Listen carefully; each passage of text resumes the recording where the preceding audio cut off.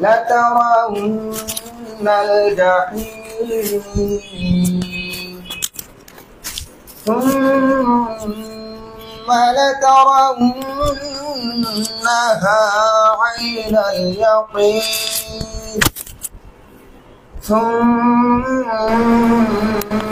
لتسألن يومئذ عن النعيم صدق الله العظيم وصدق رسوله النبي الحبيب المولانا الكريم السلام عليكم ورحمة الله وبركاته صلى على محمد وآله ধন্যবাদ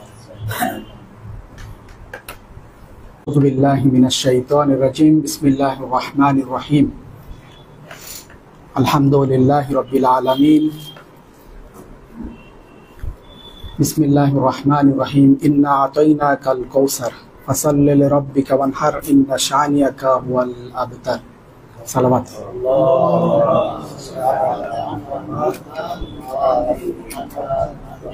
আলহামদুলিল্লাহ আমরা সুন্দর একটা বিষয়কে কেন্দ্র করে আমাদের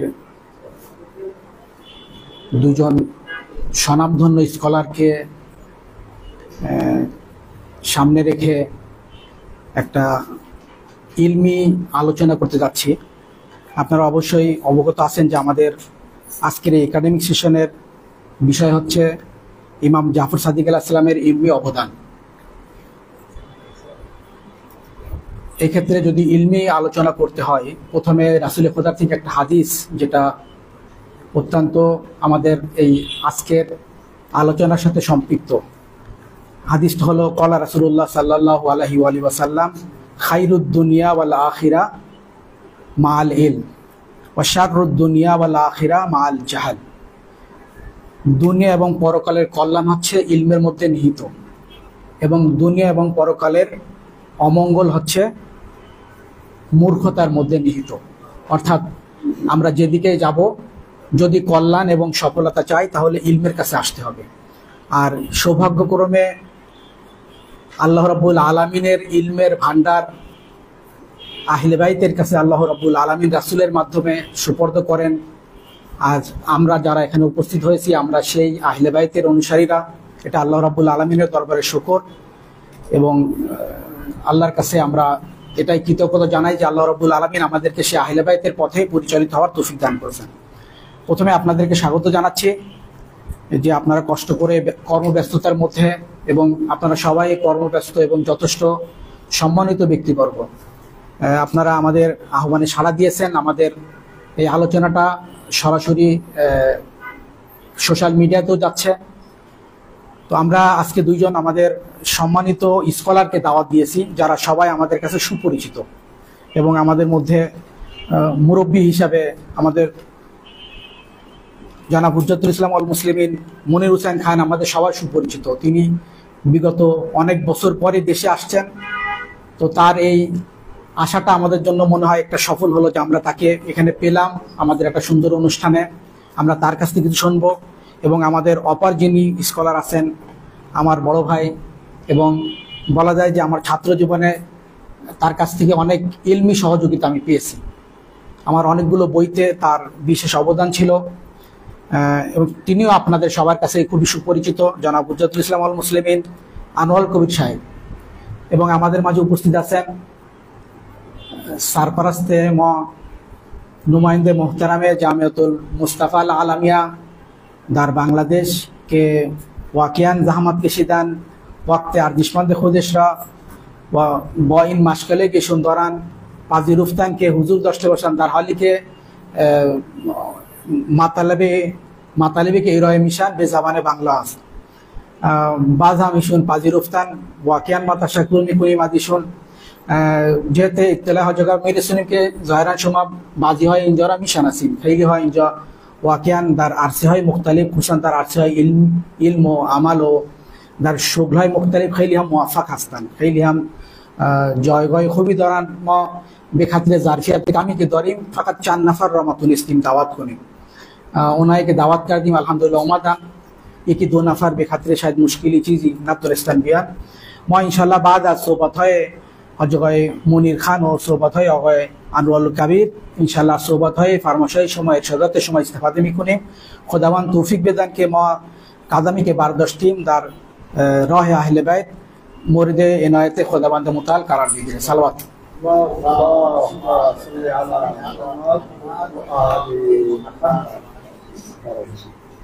तो प्रथमे সময়ের দিকে লক্ষ্য রেখে আমরা আমাদের আজকের যে দুইজন স্কলার তার মধ্যে আমাদের জনাব হুজ্জাতুল ইসলাম ওয়াল মুসলিমিন মুনির খান, আমি তাকে অনুরোধ করব যে আমাদের যে আজকের আলোচনার বিষয় সেই আলোচনার বিষয়কে আমরা দুটো ভাগে সাজিয়েছি। প্রথম ভাগটা আমাদের মনির ভাই বলবেন। আমি তার কাছে অনুরোধ করব যে ইমাম সাদিক আলাইহিস সালামের জ্ঞানের উচ্চধারা কি এবং ফিকহ শাস্ত্রে ইমাম সাদিক আলাইহিস সালামের বিশেষ অবদান সম্পর্কে সংক্ষিপ্ত এবং তথ্য সমৃদ্ধ তার মূল্যবান আলোচনাটি আমাদের উপস্থিত এবং যারা আমাদেরকে সোশ্যাল মিডিয়া আমাদেরকে ফলো করতেছেন তাদের সকলের উদ্দেশ্যে তিনি তার জ্ঞানগর্ভ আলোচনাটি তুলে ধরবেন।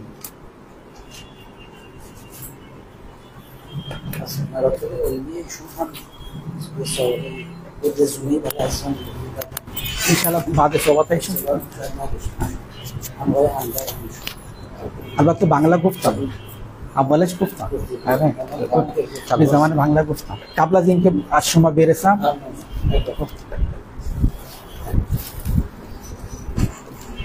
أعوذ بالله من الشيطان اللعين الرجيم بسم الله الرحمن الرحيم نحمده ونصلي على رسوله الكريم وآله الطيبين الطاهرين واللعنة الدائمة على أعدائهم أجمعين من الآن إلى قيام يوم الدين اللهم صل على محمد وآل محمد। গত 25 শাওয়াল হযরত ইমাম জাফর সাদিক আলাইহিস সালামের শাহাদাত বার্ষিকী ছিল। আমরা এই শাহাদাত বার্ষিকী উপলক্ষে আপনাদের সবাইকে আন্তরিক শোক এবং তাসলিয়াত জ্ঞাপন করছি। সেই মহান ইমাম জাফর সাদিক আলাইহিস সালামের তার যে জ্ঞানগত উৎস, তার যে জ্ঞানের উৎস এবং ফিকহ শাস্ত্রে তার যে অবদান সেটা নিয়ে কিছু সংক্ষেপে আলোচনা করতে চাচ্ছি। আসলে এই বিষয়টা বিশাল আর কি, মানে অল্প কথায় শেষ করা যায় না। মানে এই জন্য আমাদের আলোচনা মানে খুবই সংক্ষিপ্ত হবে এবং যেহেতু সময়ের সংকুলান নেই, সময় কম, তো সবকিছু আমরা মানে এই অল্প সময়ের মধ্যে এই মহান ইমামের অবদান এবং তার যে জ্ঞানের যে ইয়েটা মানে পরিধি সেটা নিয়ে আমরা কিছুই আলোচনা করতে পারবো না আসলে মানে এই সময়ের মধ্যে। যা হোক, মানে সংক্ষেপে কিছু বলার চেষ্টা করব। এর আগে মানে হযরত ইমাম জাফর সাদিক আলাইহিস সালামের যে জ্ঞানের উৎস এবং সেটা যে মানে ইয়ে আর কি আহলে বাইত মানে অর্থাৎ আহলে বাইতের জ্ঞানের উৎস যে মানে স্বয়ং খোদা প্রদত্ত, এই বিষয়টা আলোচনা করার আগে একটা ভূমিকা আছে আমরা, সেটা হলো হযরত আলী আলাইহিস সালামের জ্ঞান। এটা নিয়ে কিছু আলোচনা করব। হযরত আলী আলাইহিস সালামের কাছে পূর্ণাঙ্গ জ্ঞান ছিল। ইবনে আব্বাস থেকে তার মানে তিনি বলেছেন, ইবনে আব্বাস, যে লাকাদ উতিয়া আলিউন তিসআতা আশারিল ইলম ওয়া আইমুল্লাহ লাকাদ শারাকাহুম ফিল উশুরিল আশির। অর্থাৎ ইবনে আব্বাস বলতেছেন আলী আলাইহিস সালাম জ্ঞানের 9/10 অর্থাৎ 10 ভাগের 9 ভাগই প্রাপ্ত হয়েছিলেন, যেটা অন্য কেউ প্রাপ্ত হয়নি। এবং জ্ঞানের 10ম ভাগেও অর্থাৎ 10ম 1/10 সবার সাথে শরীক ছিলেন। অর্থাৎ অন্য সকল লোক বা সাহাবা সবাই মিলে জ্ঞানের যে 1/10 পেয়েছিলেন এবং তারাও সে মানে খানিকটা করে পেয়েছিলেন, তাও পুরো না। এই 1/10 হযরত আলী আলাইহিস সালাম, এই 1/10 জ্ঞানও হযরত আলী আলাইহিস সালামের ছিল। তার মানে পুরো জ্ঞান মানে 10 যদি হয় তার পুরোটাই মানে হযরত আলী আলাইহিস সালামের ছিল। মানে সম্পূর্ণ জ্ঞানের অধিকারী ছিলেন। আলী আলাইহিস সালাম পূর্ণ জ্ঞানের অধিকারী ছিলেন, অন্যেরা কেউ পূর্ণ জ্ঞানের অধিকারী ছিলেন না। অন্য কোনো সাহাবাই এই অবস্থা ছিল না তাদের, সবাই এক দশমাংশের কিছু কিছু করে লাভ করেছিলেন আর কি। এটা যেমন কিছু রেওয়ায়ত, আরো রেওয়ায়ত আছে যেটা এটা পাওয়া যায়, মানে এটা সপক্ষে মানে দলিল বা মানে সাপোর্ট হিসেবে আসে। আকজা আহলিল মাদিনাতে আলী ইবনে আবি তালিব, হযরত আলী আলাইহিস সালাম মদিনাবাসীদের মধ্যে সবচাইতে বড় বিচারক। আকজা মানে হলো কাজী থেকে আকজা মানে সবচাইতে বড় বিচারক তিনি। আপনারা জানেন যে বিচার করতে গেলে পরে পূর্ণাঙ্গ মুস্তাহিদ হতে হয় এখন আর কি, মানে ইসলামের যে ইয়েতে। তার মানে কি হযরত আলী আলাইহিস সালাম মানে পূর্ণাঙ্গ জ্ঞানের অধিকারী ছিলেন, এই জন্য তিনি আকজা মানে সবচাইতে বড় কাজী বা বিচারক। বুখারীতে আসছে আলীউন আকজানা, ও হযরত ওমর বলতেছেন আলী হলো আমাদের মধ্যে সবচাইতে বড় বিচারক বা শ্রেষ্ঠ বিচারক, শ্রেষ্ঠ কাজী। আফরাদু আহলিল মাদিনাতে ওয়া আকওয়াহা আলী ইবনে আবি তালিব। আরেকটা রিওয়ায়াতের মধ্যে আমরা দেখতে পাই মানে মদিনাবাসীদের মধ্যে মানে আফরাজ মানে মিরাজ সংক্রান্ত বিদ্যায় সবচাইতে জ্ঞানী এবং সবচাইতে বড় বিচারক হচ্ছেন মদিনার আলী ইবনে আবি তালিব। মানে এইভাবে করা হয়েছে, তার মানে টোটাল যে উনার যে জ্ঞানটা আর কি মানে অন্য সবার চাইতে বেশি ছিল, এখান থেকে প্রমাণ হয়।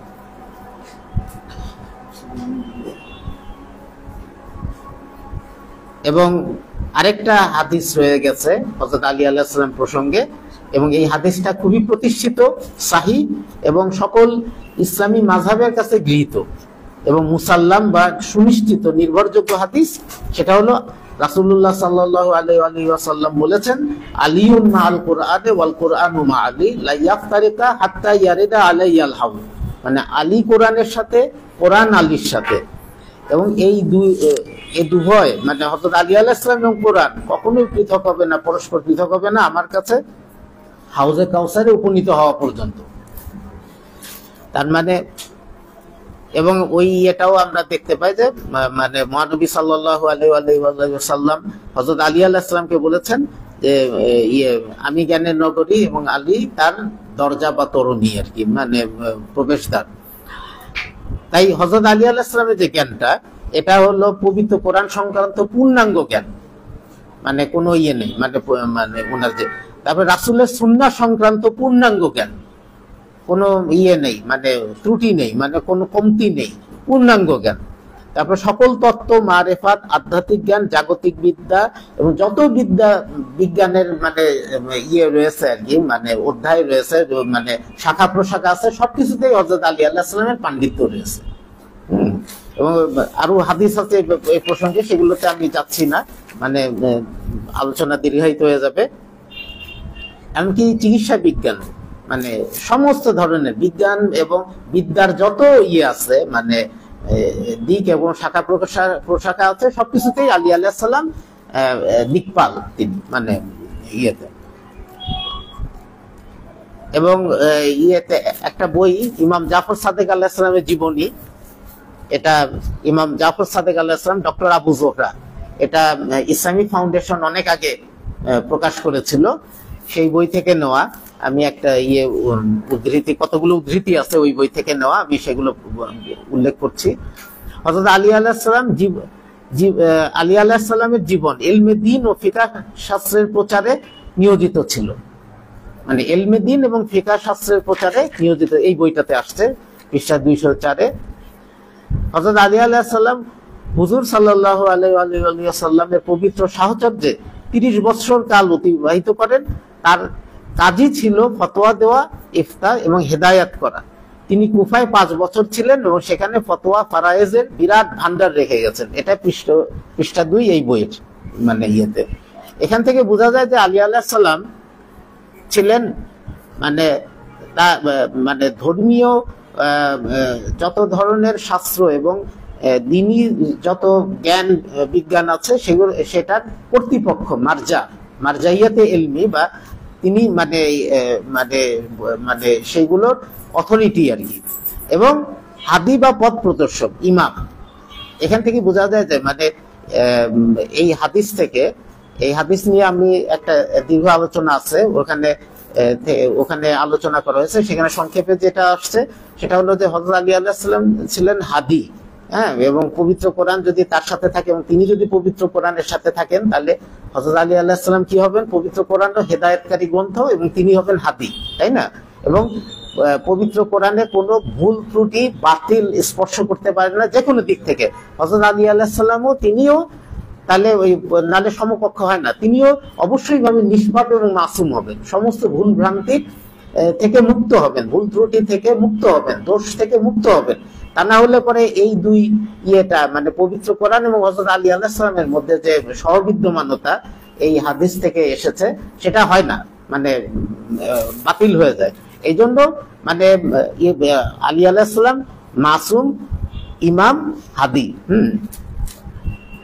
মানে হযরত আলী আলাইহিস সালাম তার পুরো জীবনটাই ছিল ধর্মপ্রচার ও মাসলা মাসাইল শিক্ষাদানেই নিয়োজিত। সমস্ত সাহাবাদের চেয়ে তিনি ছিলেন হুজুর সাল্লাল্লাহু আলাইহি ওয়াসাল্লামের প্রতি ঘনিষ্ঠ সহচর বাল্যকাল থেকেই, এবং হুজুরের নবুয়ত প্রাপ্তির পূর্ব হতেই তিনি আজীবন তার সাহচর্যে ছিলেন। তাই হাদিসের কিতাব সমূহে তার রিওয়ায়াত উল্লেখযোগ্য অধিক হওয়াই বাঞ্ছনীয়। এটাকে বলতেছে এই বই, এই যে ইমাম জাফর সাদেক আলাইহিস সালাম যে ডক্টর আবু জোহরার লিখে, ওই বই থেকে আমি এটা নিয়ে আসছি। তাই হাদিসের কিতাব সমূহে তার রিওয়ায়াত উল্লেখযোগ্য অধিক হওয়াই বাঞ্ছনীয় ছিল, কিন্তু কার্যত তা হয় নাই। কেন হয় নাই? আমাদের মতে, মানে ডক্টর আবু জোহরা বলতেছেন, উহার কারণ হলো হযরত আলী আলাইহিস সালামের রিওয়ায়াত মীমাংসা মানে কাজা বিচার এগুলো কি, এবং মাসালা মাসাইলের লোক চক্ষুর অন্তরালে রাখার ব্যাপারে উমাইয়া শাসন ব্যবস্থা দক্ষতার সাথে কাজ করে গেছে। একদিকে তার উপর লানত বর্ষণ করা, নাউজুবিল্লাহ, এবং অন্যদিকে আলিম দিগকে তার রিওয়ায়াত প্রচার করার স্বাধীনতা দেওয়া কোনো মতেই সম্ভব ছিল না, মানে তারা কখনোই দেয়নি এটা। মানে এই কারণে আমরা আলী আলাইহিস সালামের রিওয়ায়াত কম পাচ্ছি আর কি। হযরত আলী আলাইহিস সালামের বসবাসের স্থান ওই একই ওইখান থেকে উদ্ধৃতি, ওই বইটা থেকে। হযরত আলী আলাইহিস সালামের বসবাসের স্থান এবং জ্ঞান বিজ্ঞানের প্রচার কেন্দ্র ইরাক। উমাইয়া শাসকবৃন্দ উহাকে অতি কঠোর হস্তে দমন করে রাখতো, খুব কঠোর হস্তে দমন করে রাখতো, মানে ওখানে করতে দিত না কোনো মতেই। হযরত আলীর মতবাদ অর্থাৎ তার অভিমত সমূহ, তার মাকতাব এবং মাযহাব প্রচার হওয়া পছন্দ করত না বনি উমাইয়া কর্তৃপক্ষ। পিতা যেমন পুত্রকে স্নেহ করে কোনো এক নামে ডাকে, হুজুর সাল্লাল্লাহু আলাইহি ওয়াসাল্লাম অতি স্নেহ ভরে হযরত আলীকে আবু তুরাব নামে অভিহিত করেছিলেন। হযরত আলীও এই নামটিকে খুব পছন্দ করতেন, অথচ বনি উমাইয়াগণ অপব্যাখ্যা করতে কোনো প্রকার কসুর করে নাই। মানে এই ডক্টর আবু জোহরার ইমাম জাফর সাদেক বই থেকে উদ্ধৃত আর কি এটা।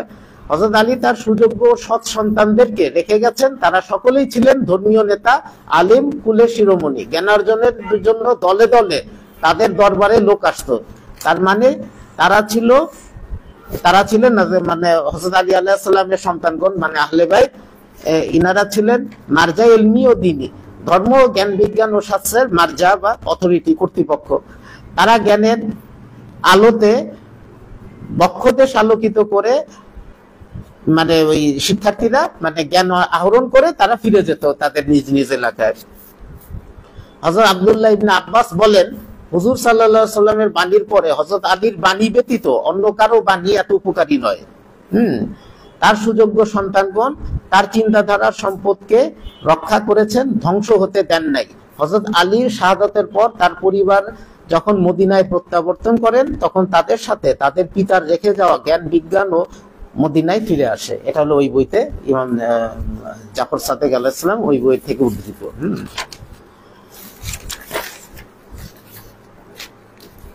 এবং ওই বই থেকে আমি পড়ছি। আলী আলাইহিস সালামের রিওয়ায়াত এর কেন্দ্র ছিল তার গৃহ। তাই আমরা দৃঢ়তার সাথে বলতে পারি হযরত আলী আলাইহিস সালাম হুজুর সাল্লাল্লাহু আলাইহি ওয়াসাল্লামের থেকে যে সব রিওয়ায়াত করেছেন তা তার গৃহে সংরক্ষিত ছিল।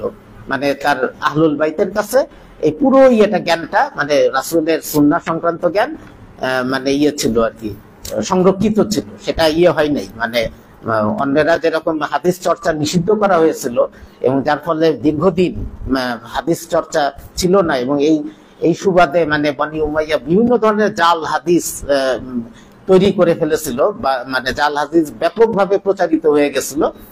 সেই অবস্থাতে মানে হযরত আলী আলাইহিস সালামের মাধ্যমে রাসূলের সমস্ত সুন্নাহ এবং জ্ঞান আহলে বাইতের কাছে সংরক্ষিত ছিল। এটা এই বইতে মানে ইমাম জাফর সাদেক আলাইহিস সালাম বইতে উল্লেখিত হয়েছে।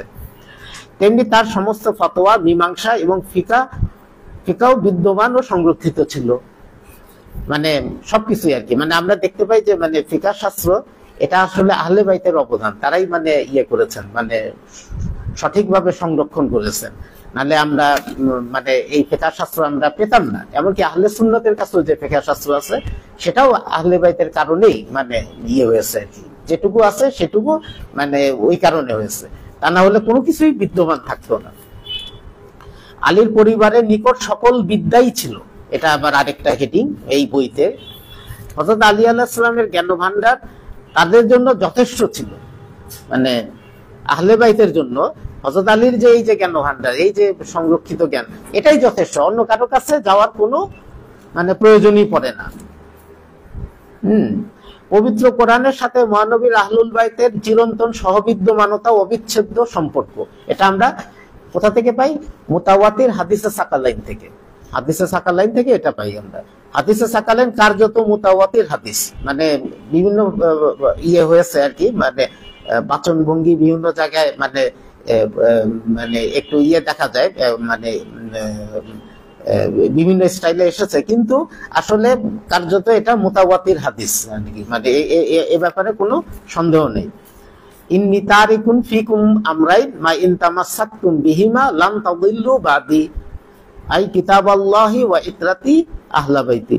আমি তোমাদের মধ্যে দুইটি বস্তু রেখে যাচ্ছি, তোমরা যদি তা শক্তভাবে ধারণ করো তবে কখনো পথভ্রষ্ট হবে না। উহা হলো আল্লাহর কিতাব ও আমার ইতরাত, অর্থাৎ আওলাদ বংশধরগণ, ইতরাত আহলুল বাইত। এই হাদিসে আহলে বাইত বা ইতরাতের প্রতি আস্থা, সম্মান এবং তাদের অনুসরণ করতে বলা হয়েছে। এগুলা কিন্তু আমি সব এই বই থেকে নেওয়া, কিন্তু মানে যে ইমাম জাফর সাদেক, ডক্টর আবু জোহরার আর কি। যার ফলে ভ্রষ্টতা থেকে নিরাপদ থেকে পরকালে মুক্তি পাওয়া যাবে, মানে কোরআনের সাথে আওলাদের রাসূল অর্থাৎ আহলে বাইত ইতরাত আর কি উল্লেখ করায় প্রমাণিত হয় যে আহলুল বাইত কোরআনের ভাষ্যকার এবং এর রহস্য প্রকাশকারী, মানে ভাষ্যকার মুফাসসির একদিকে, আবার পবিত্র কোরআনের রহস্য প্রকাশকারী, তারাই পারেন এটাকে। আর কারো পক্ষে সম্ভব না, কারণ এখানে পবিত্র কোরআন এবং আহলে বাইতকে পরস্পর সমকক্ষ করা হয়েছে, তাই না, মানে হাদিসে সাকালাইনে। কিন্তু নিষ্পাপ না হওয়া পর্যন্ত গুমরাহি থেকে মুক্তি দিতে পারে না, এতে কোনো সন্দেহ নেই যে অন্যায় করা গুমরাহি। এই হাদিসে আওলাদের রাসূলকে অর্থাৎ আহলে বাইতকে নিষ্পাপ বলা হয়েছে। এটা হলো ডক্টর আবু জোহরার এই বইতে আর কি, মানে ইমাম জাফর সাদেক আলাইহিস সালাম এই বইতে আছে। এখন আমরা যদি মানে করি যে এই হাদিসে সাকালাইন থেকে কতগুলো গুরুত্বপূর্ণ বিষয় হয়ে যায়, মানে আমরা নির্ণয় করতে পারি, আমরা বের করে আনতে পারি, যেগুলো থেকে আমরা আমাদের যে মানে আজকের যে আলোচ্য বিষয় যে আহলে বাইতের উৎস, জ্ঞানের উৎসটা কি, সেটা এখান থেকে বোঝা যাবে। তারা অন্য কারো মুখাপেক্ষী নন, হ্যাঁ, তাদের কাছে যে সংরক্ষিত জ্ঞান আছে আল্লাহ পাক তাদেরকে জ্ঞান দেন, এর বাইরে তারা আর কারো কাছে জ্ঞানের জন্য মুখাপেক্ষী নন, এটাই আর কি। এবং ইমাম জাফর সাদেক আলাইহিস সালাম ষষ্ঠ ইমাম, উনিও আহলে বাইতের অন্তর্ভুক্ত, তার মানে ওনারও জ্ঞান এইরকমই, এই জ্ঞানী। আমরা যে কয়টা গুরুত্বপূর্ণ বিষয় এই হাদিসে সাকালাইন থেকে পাই, সেটা হলো আহলুল বাইতের ইসমাত, নিষ্পাপ হওয়া, নিরঙ্কুশ নিষ্পাপত্ব, মানে নিরঙ্কুশ ইসমাত, মানে ব্যাপক আর কি। এটা পাপ, ভুল ভ্রান্তি, ভুল ত্রুটি, বিস্মৃতি হতে মুক্তি ও পবিত্রতা। এটা মানে এরকম না যে শুধুমাত্র দোষ, মানে শুধুমাত্র অন্যায় থেকে, সব ধরনের মানে ভুল ভ্রান্তি, ভুল ত্রুটি, বিস্মৃতি, এগুলো সবকিছু থেকে, মানে দোষ, পাপ, সবকিছু থেকে পবিত্রতা, এটাই হলো মানে ইসমাত আর কি। পবিত্র কোরআনও মাসুম, অবিকৃত গ্রন্থ, তাহলে তাদের সমকক্ষ যারা হবে তারাও একই বৈশিষ্ট্যের অধিকারী হবে। 2 নম্বর যে বিষয় সেটা আহলুল বাইত আলাইহিমুস সালাম এবং পবিত্র কোরআনের মধ্যকার চিরন্তন ঐক্য সহবিদ্যমানতা, মানে সব সময় তারা বিরাজমান আছেন। হ্যাঁ, তাই না? মানে লাইয়াফতারিকা আলাই, মানে হাত্তা ইয়ারিদা আলাইয়াল হাউজ, মানে এরা কখনোই মানে পরস্পর বিচ্ছিন্ন হবে না আমার কাছে হাউজে কাউসারে উপনীত হওয়া পর্যন্ত। তার মানে সব সময় বিদ্যমান আহলে বাইত, এবং রাসূলের যুগ থেকে নিয়ে শুরু করে এখন পর্যন্ত এবং কিয়ামত পর্যন্ত সব সময় আহলে বাইত বিদ্যমান। এটা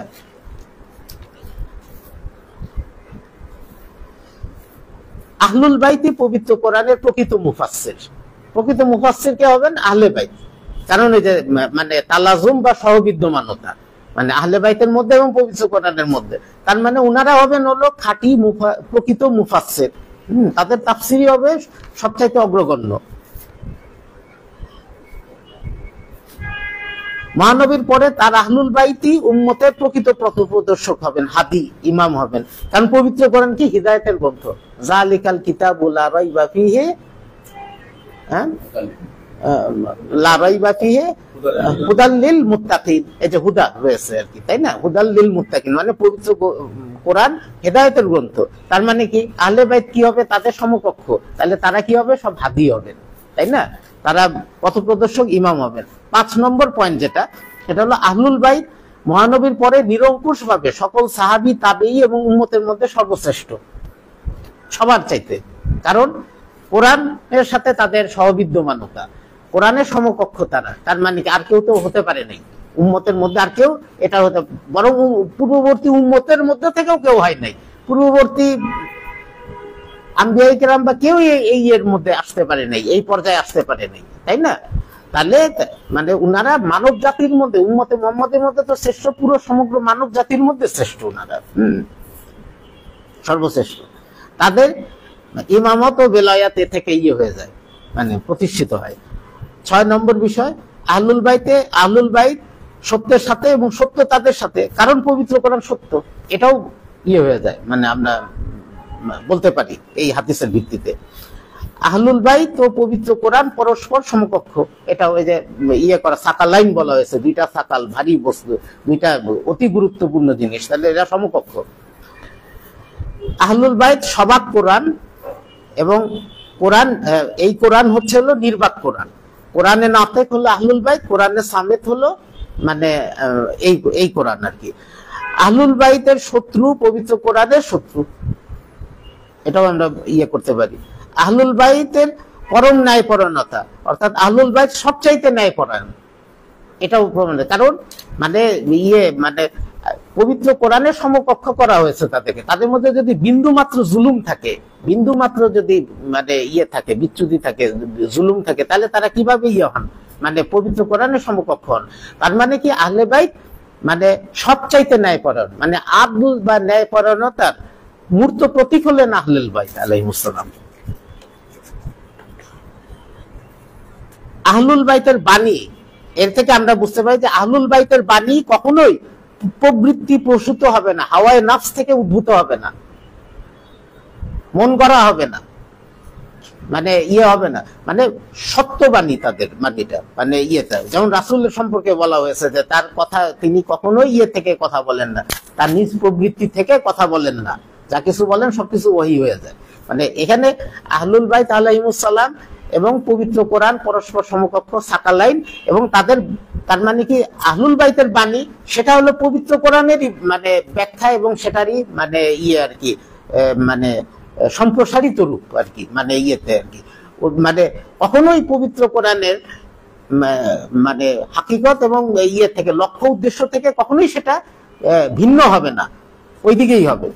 রাসূলের সুন্নাহ এগুলো সবকিছুর সাথেই মানে আহলে বাইতের বাণী সামঞ্জস্যশীল, মানে কখনোই সেটা হবে না। তার মানে তারা কখন হাওয়ায়ে নাফস বা প্রবৃত্তির বশে কথা বলেন না। 12 নম্বর পয়েন্ট, আহলুল বাইত পরম সত্যবাদী এবং সবচেয়ে বড় সত্য, সবচেয়ে মানে উনারা ফারুকে আজম, মানে এরকম আর কি, যে সত্য মিথ্যার মধ্যে সবচেয়ে বড় প্রভেদকারী, তাদের মতন এরকম ভাবে কেউ করতে পারবে না সত্য মিথ্যার মধ্যে। কারণ পবিত্র কোরআন সম্পর্কে কি বলা হয়েছে? ফুরকান। ফুরকান মানে সত্য মিথ্যার মধ্যে প্রভেদকারী। আহলুল বাইত আলাইহিমুস সালামও এরকম সত্য মিথ্যার মধ্যে প্রভেদকারী। তারা তাদের চাইতে এরকম বড় প্রভেদকারী আর কেউ হবে না আহলুল বাইত ছাড়া। 13 সমগ্র মুসলিম উম্মার উপর আহলুল বাইতের আনুগত্য ফরজ হওয়া। এ থেকে মানে পবিত্র কোরআনে কি মানে পবিত্র কোরআন যদি এবং আহলে বাইত যদি পরস্পর সমকক্ষ হয় এবং সাকালাইন হয় এবং পরস্পর সহবিদ্যমান হয় এবং তাদের মধ্যে বিচ্ছিন্ন মানে তারা কখনোই পরস্পর বিচ্ছিন্ন নয় কিয়ামত পর্যন্ত, তাহলে মানে সমগ্র মুসলিম উম্মার কি হবে? আনুগত্য করা অবশ্যই কর্তব্য হবে। আহলুল বাইতের আনুগত্য করা যেমন ভাবে পবিত্র কোরআনের আনুগত্য করা, তাই না? মানে এই দুইটা ইয়েতে। এবং সেখানে ওই যে রাসূল বলেছেন যে তোমরা যদি দৃঢ়ভাবে আঁকড়ে ধরো, মানে সেই মানেটা আর কি, মানে তাহলে কখনো তোমরা বিচ্যুত হবে না। তার মানে বিচ্যুতির হাত থেকে রক্ষা পেতে হলে পরে আহলুল বাইত একে অবশ্যই মুসলিম উম্মার আনুগত্য করতে হবে, অনুসরণ করতে হবে। তাই একটা 14 নম্বর পয়েন্ট হলো একটা সর্বজনীন সূত্র। এটা থেকে আমরা নির্ণয় করতে পারি পবিত্র কোরআনের জন্য যে গুণ, বৈশিষ্ট্য, বিষয় ও মর্যাদা প্রমাণিত, প্রতিষ্ঠিত, প্রযোজ্য হবে ও বিদ্যমান থাকবে, ঠিক সেটাই আহলুল বাইতের ক্ষেত্রেও প্রমাণিত, প্রতিষ্ঠিত, প্রযোজ্য হবে এবং বিদ্যমান থাকবে। মানে পবিত্র কোরআনের যে হুকুম বা যে মানে যে সব জিনিস প্রযোজ্য, আহলে বাইতের উপর ওই একই জিনিসগুলোই প্রযোজ্য। মানে এটা ইয়েতে আহলে বাইতের শ্রেষ্ঠত্ব ও সবচেয়ে জ্ঞানী হওয়া, নিষ্পাপত্ব, এগুলো সবকিছু প্রমাণিত হয়ে যায় এই থেকে আর কি। আপনার 15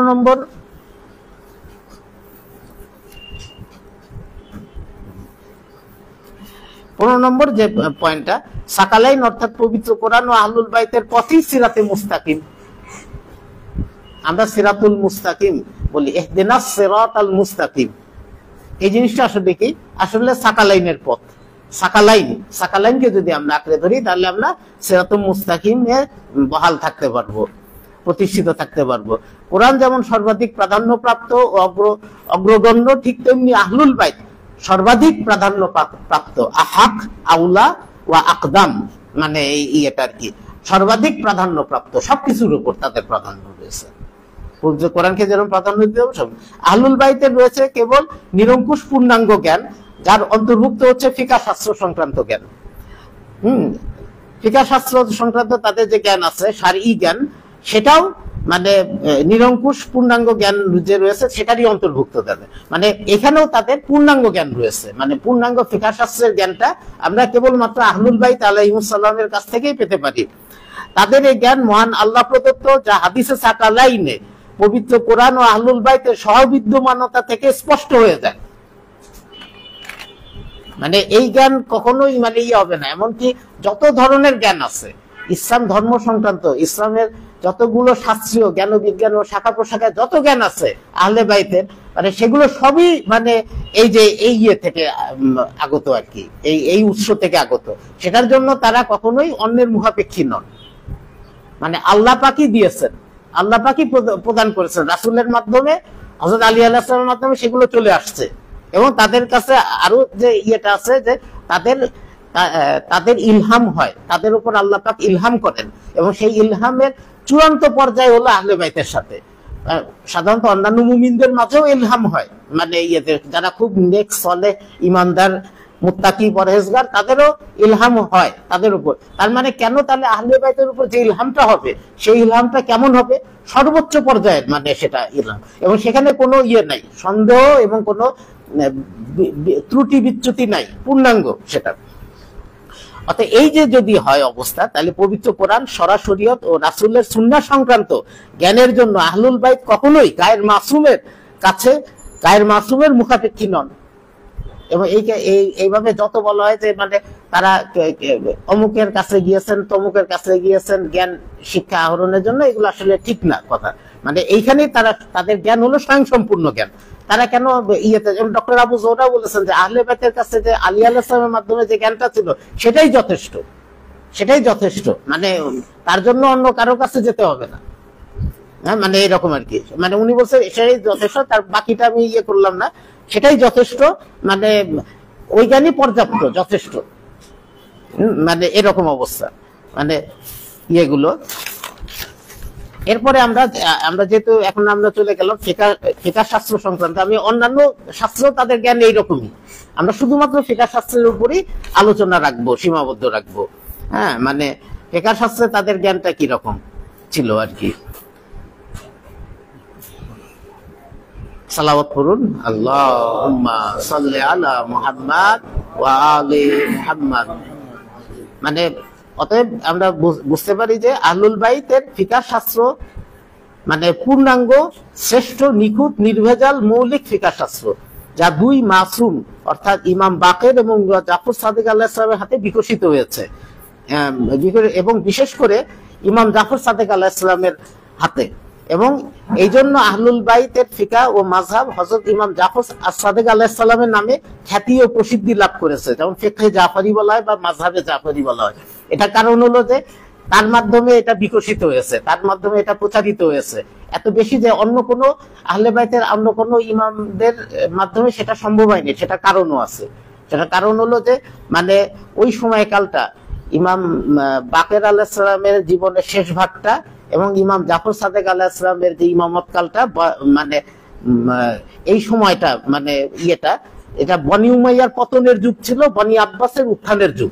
এই সময় কেন্দ্রীয় যে সরকার হুকুমত ছিল, তাদের যে কর্তৃত্ব ছিল এবং তাদের যে মানে শাসন কর্তৃত্ব, সেটা শিথিল হয়ে পড়েছিল। এবং তারা এই কারণে মানে পূর্ববর্তী যত শাসক গোষ্ঠী ছিল এবং পরবর্তী শাসক গোষ্ঠী যারা মানে মানসুর দাওয়ানিকি এবং তারপরে থেকে, এরা সবাই কি করেছে, আহলে বাইতের ইমামদের উপর চরম ভাবে মানে করেছে, মানে বাধ্য মানে করেছে, কি বলে হাফস, বা এটাকে কি বলা হয়, মানে না হাফস মানে অন্তরীণ করে রাখা, অন্তরীণ করে রেখেছিল। মানে এমন ভাবে অন্তরীণ করে রাখতো যে জনগণ তাদের কাছে পৌঁছাতে পারতো না, তাদের করতে পারতো। কিন্তু এই দুই ইমামের ক্ষেত্রে, মানে ইমাম বাকের আলাইহিস সালাম এবং জাফর সাদিক আলাইহিস সালামের সময় কি হয় যে ওই শিথিল হয়ে যাওয়ার কারণে, ওই যে দ্বন্দ্ব এবং যুদ্ধ বিগ্রহ চলতেছিল বনি উমাইয়া এবং বনি আব্বাসের মধ্যে, সেই কারণে শিথিল হয়ে যাওয়াতে তারা একটা অফুরন্ত একটা বিরাট বড় সুযোগ পেয়ে যান।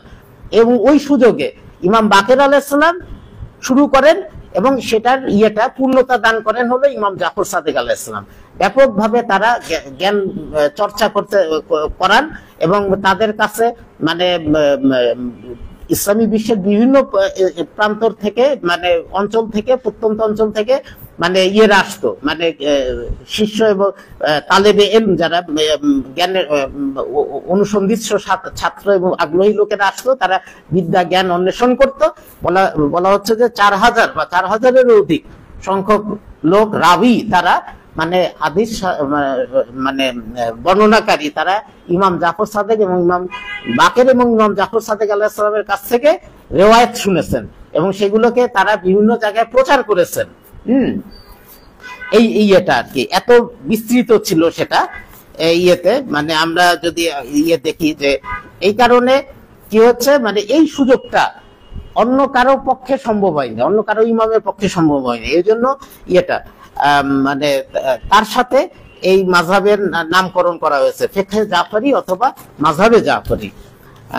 আমরা যদি দেখি যে মানে আর কি ইমাম জাফর সাদিক আলাইহিস সালাম যে কিছু মানে তার যে মানে শাগির্দ যারা ছিল আর কি, মানে যারা ছাত্র, যারা মানে মানে প্রতিপালিত হয়েছে মানে তার যেমন আমরা ইমামিয়া মাযহাবে দেখতে পাই যে 6 জন ফকিহ ইমাম বাকের এবং ইমাম জাফর সাদিক আলাইহিস সালামের হাতে প্রতিপালিত হয়েছেন। আরো 6 জন ফকিহ ইমাম বাকের আলাইহিস সালাম, ইমাম জাফর সাদিক আলাইহিস সালামের হাতে প্রতিপালিত হয়েছেন। আমি তাদের নামগুলো পড়ছি, যারা ইমাম বাকের এবং ইমাম জাফর সাদিক আলাইহিস সালামের হাতে এদেরকে বলে আসহাবুল ইজমা বলা হয়। আমি সেদিকে যাচ্ছি না। এরা হলো সবাই ফকিহ ছিল, সবাই ফকিহ এবং তারা সবাই হাদিস বর্ণনাকারী এবং ফকিহও ছিলেন তারা। যেমন জুরারাত ইবনে আইয়ুন 1 নম্বর, মারুফ ইবনে খাররাবুস, বুরাইদ ইবনে মুয়াবিয়া, আবু বাসির আল আসাদি, কেউ কেউ বলেন আবু বাসির আল মুরাদি, তার জায়গায় মানে আবু বাসির আল আসাদির জায়গায়, আল ফুজাইল ইবনে ইয়াসার, মুহাম্মদ ইবনে মুসলিম আত-তাইফি। এরা হলেন 6 জন ফকিহ, মানে তার শাগির্দের মধ্যে আরো অনেক ফকিহ ছিল। এরা কিন্তু 6 জন খুবই স্বনামধন্য, তারা পরিচিত, মানে সবচেয়ে প্রসিদ্ধ আর কি। এরা ইমাম জাফর সাদেক এবং ইমাম বাকের আলাইহিস সালামের শিষ্য। শুধুমাত্র ইমাম জাফর সাদেক আলাইহিস সালামের হাতে প্রতিপালিত হয়েছে এরকম স্বনামধন্য ফকিহ, তারাও 6 জন। জামিল ইবনে দুররাজ, আব্দুল্লাহ ইবনে মুসকান, আব্দুল্লাহ ইবনে বুকাইর, হাম্মাদ ইবনে ওসমান, হাম্মাদ ইবনে ঈসা, আবান ইবনে ওসমান, এবং এদের মধ্যে সবচাইতে মানে শ্রেষ্ঠ হলো জামিল ইবনে দুররাজ। মানে ইনাদেরকে আসহাবুল ইজমা বলা হয়। আমি ওইদিকে আর যাচ্ছি না, মানে এরা খুবই শ্রেষ্ঠ ফকিহ আর কি মানে ইয়েতে। এবং আমরা অনেক রেওয়ায়াত আমরা ইনাদের মাধ্যমে পাচ্ছি, মানে ফিকহি রেওয়ায়াত গুলো যেগুলো আছে বিভিন্ন অধ্যায়, ফিকহ শাস্ত্রের বিভিন্ন অধ্যায় তাদের কাছে পাই। এবং আমরা আহলে সুন্নাতের মধ্য থেকে দেখতে পাই যে ইমাম মালিক এবং ইমাম আবু হানিফা ইনারা 2 জন হযরত ইমাম জাফর সাদেক আলাইহিস সালামের কাছে শিক্ষানবিশি করেছেন, শিখেছেন। আমি সেদিকে আর বেশি যাচ্ছি না যেহেতু সময়ও কম। মানে ইমাম মালিক সম্পর্কে বর্ণনা করা আছে যে আমি যখনই ইমাম জাফর সাদেকের দরবারে গিয়েছি তখনই তাকে হাসি মুখে দেখেছি, কিন্তু যখনই তার সামনে হুজুরের প্রসঙ্গ উল্লেখ করা হতো তখনই অন্যায় কোনো কিছু হয় কিনা তার প্রতিক্রিয়ায় তার মুখমণ্ডল হলুদ হয়ে যেত। আমি যখনই তার দরবারে যেতাম তখনই দেখতাম তিনি নামাজ আদায় করছেন, অথবা রোজাদার অবস্থায় আছেন, অথবা কোরআন তেলাওয়াত করছেন। ওযুহীন অবস্থায় তাকে কখনো হুজুর সাল্লাল্লাহু আলাইহি ওয়াসাল্লামের কোনো হাদিস বর্ণনা করতে শুনিনি। তিনি যে কথা পছন্দ করতেন সেটাই বলতেন। তিনি তার সময়কার বড় ওলি ও আবেদ ছিলেন, যিনি একমাত্র খোদাকেই ভয় করতেন। এইভাবে আমরা দেখতে পাই যে ইমাম আবু হানিফা বলতেছেন যে ইমাম আবু হানিফা প্রায় ইমাম সাদেকের সমবয়সী ছিলেন, তথাপি তিনি একজন শিক্ষার্থী হিসেবে ইমাম সাদেকের দরবারে গমন করতে দ্বিধাবোধ করতেন না। তিনি ইমাম সাদেককে শ্রেষ্ঠ আলিম হিসেবে গণ্য করতেন। এটা কোথা থেকে আসছে? এই যে ইমাম জাফর সাদেক বইতে এটা উল্লেখিত হয়েছে। ইমাম জাফর সাদেক আলাইহিস সালাম যে জিনিসটা, আমি এটা বলি আমি আমার বক্তব্য শেষ করে দিব, যেটা উনার ফিকহটা কি আসলে। উনার ফিকহটা মানে আসলে মানে খাঁটি ইসলামী ফিকহ সেটা। এবং সেখানে কিয়াস, ইস্তেহসান এবং সাদ্দুজ জারায়ে, তারপরে এই সমস্ত জিনিসগুলো সেখানে মাসালে মুরসালা এগুলো কোনো স্থান নেই। মানে একদম খাঁটি ইসলামী ফিকহ শাস্ত্র সেটা, মানে পুরোপুরি রাসূলের কোরআন এবং সুন্নাহ নির্ভর। রাসূলের সুন্নাহ এবং যেটা আহলুল বাইত আলাইহিমুস সালাতু ওয়াস সালাম বর্ণনা করেছেন সেটার উপর নির্ভরশীল, মানে একদম খাঁটি ফিকহ শাস্ত্র আর কি। হ্যাঁ, মানে এই দিক থেকে কোনো ইয়ে নাই। এবং তিনি তীব্রভাবে কিয়াসের মোকাবেলা করেছেন। ইমাম জাফর সাদেক বই থেকে আমি এটা উদ্ধৃতি দিতেছি। ইমাম আবু হানিফা ইমাম জাফর সাদেক থেকে বহু রেওয়ায়াত করতেন। ইমাম আবু ইউসুফ কিতাবুল আসার এবং ইমাম মুহাম্মদ ইবনে হাসান শিবানীর আল আসার পাঠ করলে দেখতে পাবেন ইমাম জাফর সাদেক থেকে প্রাপ্ত ইমাম আবু হানিফা রেওয়ায়াত সমূহ সংখ্যায় কোনো দিক থেকেই কম হবে না। আচ্ছা, এটা গেল। আমি এদিকে ডক্টর আবু জোহরা লিখতেছেন যে আমরা লক্ষ্য করেছি যে জাফরি ফিকহ কিয়াস ভিত্তিক নয়।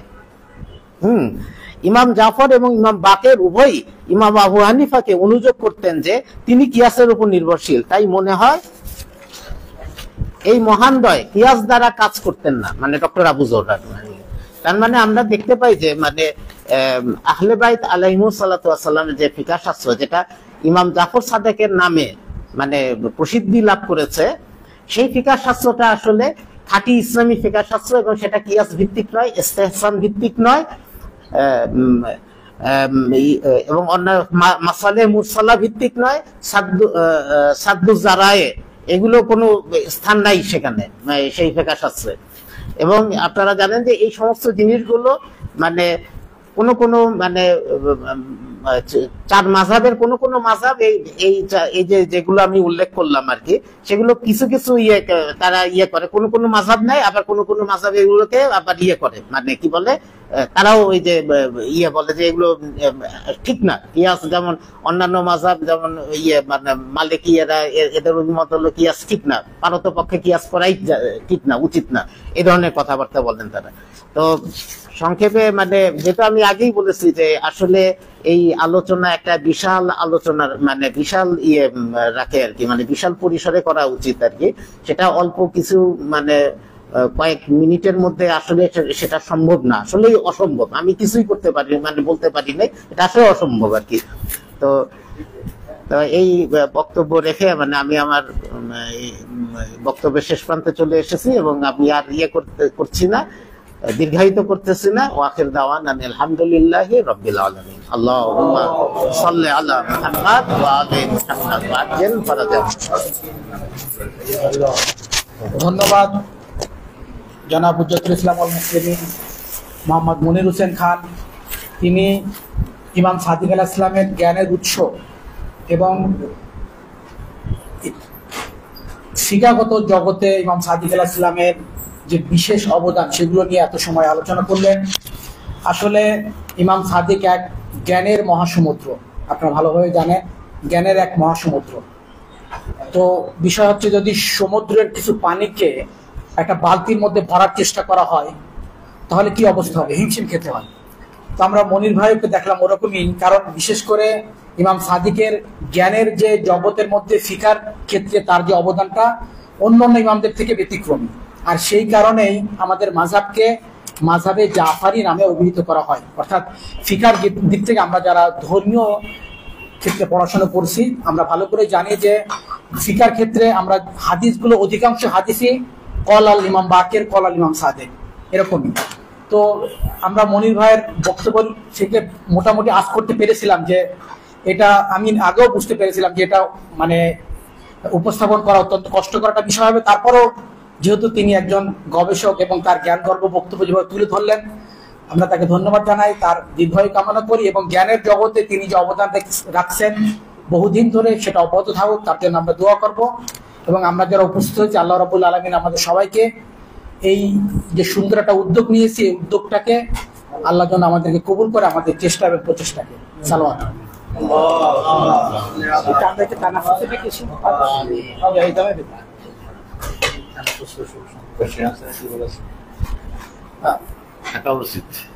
এটা অফ করে দিন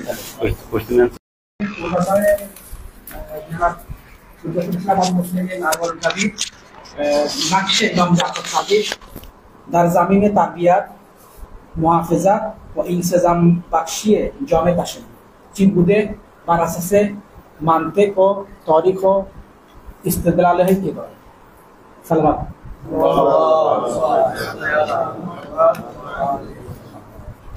أعوذ بالله من الشيطان الرجيم بسم الله الرحمن الرحيم وصلى الله على سيدنا محمد وآله الطاهرين اللهم صل على آله الطيبين الطاهرين المعصومين سيما بقية الله في الأراضين ولعنة دائمة على أعدائهم أجمعين إلى يوم الدين اللهم كل وليك الحجة ابن الحسن صلواتك عليه وعلى آبائه في هذه الساعة وفي كل ساعة وليا وحافظا وقائدا وناصرا ودليلا وعينا حتى تسكن أرضك كما تمتعه فيها طويلا।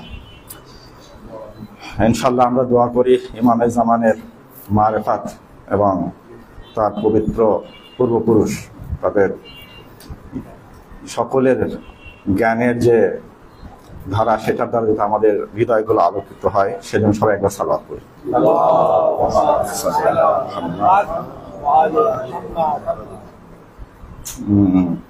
মানে আলোচনার বিষয় যদি বিভিন্ন হয়ে যায় তাহলে আর কি সমস্যা, এই কারণে একটা আলোচনা সম্পূর্ণ হয় না আর কি। অসংখ্য প্রশ্ন হয়তো আপনাদের মনের মধ্যে ছিল যেগুলো আমাদের মনির ভাই আলোচনা করতে চেয়েছিলেন, কিন্তু ওনার মানে সময় স্বল্পতার কারণে উনি পুরো বিষয়টিকে উপস্থাপন করতে পারেননি আর কি। ইনশাল্লাহ আমরা আল্লাহর কাছে কামনা করি আল্লাহ পাক আমাদের মনির ভাইকে বাংলাদেশে স্থায়ীভাবে আসার তৌফিক দান করুন এবং আমাদের যে সমাজের যে জ্ঞানের যে তৃষ্ণা আছে আমাদের সমাজে সে তৃষ্ণাকে উনি ইনশাআল্লাহ নিবারণ করবেন। এটা হচ্ছে আমাদের কামনা। ইমাম সাদেক আলী ইসলাম সম্পর্কে আসলে বই, শুধু আমি একটা বইয়ের কথা বলি যেটা বাংলায় অনুবাদ হয়েছে, আসাদ হায়দার, উনি একজন ইরাকের বড় বিশেষজ্ঞ ব্যক্তি। হ্যাঁ, ওনার 8 খণ্ডের একটা বই আছে আর কি, ইমাম সাদেক ওয়াল মাযাহিবিল আরবা। ইমাম সাদেক ওয়াল মাযাহিবিল আরবা, এই বইটা হচ্ছে 8 খণ্ডের। এই মানে আরবিতে হচ্ছে 4 খণ্ড, কিন্তু মানে ফার্সিতে যেটা হয়েছে 8 খণ্ডের, এটা আমাদের মজিদি ভাই অনুবাদ করেছেন আর কি। প্রায় 4000 পৃষ্ঠারও বেশি, 4000 কি 4200 পৃষ্ঠার মতো হবে আর কি। কিন্তু এই বইটা এখনো আমাদের সমাজের কাছে পৌঁছেনি। অথচ এই বইটা এত সুন্দর একটা বই, মানে আমাদের শিয়া মাযহাব, যেটা আমাদের মুনির ভাই বলেছেন যে শিয়া মাযহাব হচ্ছে আমাদের প্রকৃত ইমামদের মাধ্যমে মহান রাসূল আকরাম সাল্লাল্লাহু আলাইহি ওয়াসাল্লাম, রাসূল আকরাম সাল্লাল্লাহু আলাইহি ওয়াসাল্লাম স্বয়ং আল্লাহ পাকের পক্ষ থেকে আনিত যে ধর্ম, যেটার উপর যে দিনের উপর আল্লাহ সন্তুষ্টি রয়েছে, সেই ধর্মেরই হচ্ছে উত্তরাধিকারী ছিলেন হচ্ছে ইমাম সাদিক আলাইহিস সালাম। এই বইটাতে খুব সুন্দরভাবে প্রমাণ করা হয়েছে। সেই সাথে সাথে আরেকটা বিষয় যে এই বইয়ের মধ্যে আছে, যত ধরনের সন্দেহ শিয়াদের ব্যাপারে আছে আর কি, যত ধরনের, আল্লামা আসাদ হায়দার চেষ্টা করেছেন সবগুলো প্রশ্নের উত্তর দিতে। মানে আমি যেটা আপনাদের কাছে যেটা কামনা করি, আপনারা যারা যদি আপনারা হিম্মত করেন, আপনারা যদি সবাই মিলে আমরা সবাই মিলে যদি 500 টাকাও দেই আর কি, হ্যাঁ, আমাদের কমিউনিটি, তাহলে হয়তো আগামী 1 বছরের মধ্যে অথবা 6 মাসের মধ্যে আমরা পুরো বইটা, কারণ আমি 8 খণ্ড বইয়ের প্রথম থেকে শেষ পৃষ্ঠা পর্যন্ত এই 4200 লাইন প্রতিটা লাইন করেছি, আমি নিজে এডিট করেছি আর কি। হ্যাঁ, বইটা যেহেতু ছাপার জন্য প্রস্তুত আছে, এবং ইমাম সাদেক আলাইহিস সালামের কে যদি আমরা ওইভাবে বাংলাদেশের সমাজে তুলে ধরতে পারি, সেক্ষেত্রে এর পাশাপাশি যেহেতু মাযহাব আরবা বলা হয়েছে ওখানে, মানে হানাফি, মালিকি, শাফিঈ এবং হাম্বলি, এবং 4 মাযহাবের ইমামদের জীবনীও ওখানে উনি তুলে এনেছেন, এবং তাদের উপর ইমাম সাদেক আলাইহিস সালামের শ্রেষ্ঠত্ব কি এবং তাদের যেসব দুর্বল দিকগুলো ছিল উনি একেবারে স্পষ্ট করে সুন্নিদের বই থেকে উনি তুলে ধরেছেন, সব অথেন্টিক রেফারেন্স সব। না, এটা প্রকাশিত হয়নি, জাস্ট অনুবাদ হয়ে আছে এবং এডিট হয়ে আছে আর কি। হ্যাঁ, কিন্তু এটা ছাপানো হয়নি আর কি। হ্যাঁ,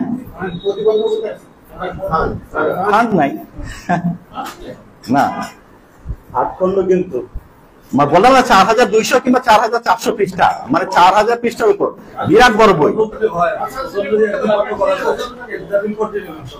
হ্যাঁ, সুতরাং এটা যদি হ্যাঁ সবাই মানে সবাই আমরা এভাবে একটু প্রোগ্রাম থেকে চলে গেলে তখন তো হবে না, মানে একজন এটা দায়িত্ব নিতে হবে, দায়িত্ব নিয়ে বলতে হবে যে আমি এই বইয়ের ছাপানোর জন্য সবার সঙ্গে কোঅর্ডিনেশন করব, করে সবার থেকে 4-5টা কালেকশন করব, কালেকশন করে আমরা এত মাসের মধ্যে একটা প্ল্যান দিয়ে ওটা আমরা ছাপিয়ে দেবো। যদি এটা যদি প্ল্যান থাকে, হ্যাঁ, মানে পুরো হ্যাঁ খন্ড খন্ড, হ্যাঁ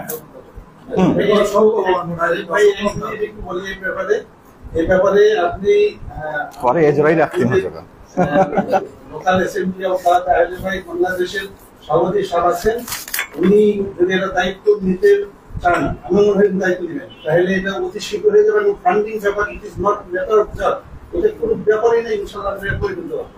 আমাকে দায়িত্ব দেন, আমরা আছি, আপনি সবাই আমরা এটা উদ্যোগ নিলাম ইনশাআল্লাহ। ইনশাআল্লাহ, আলহামদুলিল্লাহ।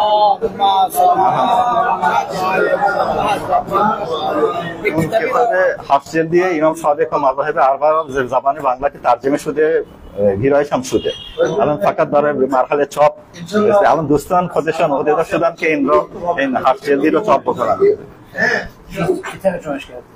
ওকে নুরসুল মাজিদি মানহাম ভিরাশ ان كلن تطبيق فقط هيراش না كلن تطبيق دادم bu kitabe asli بله چون اول صحبت از علم امام صادق علیه السلام بود من اول از علم امام صادق علیه السلام شروع সরি মানে কনালে ফসি রাস্তা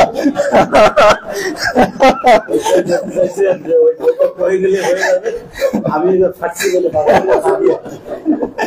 অসুবিধা নাই, আচ্ছা ঠিক আছে, অসুবিধা নাই।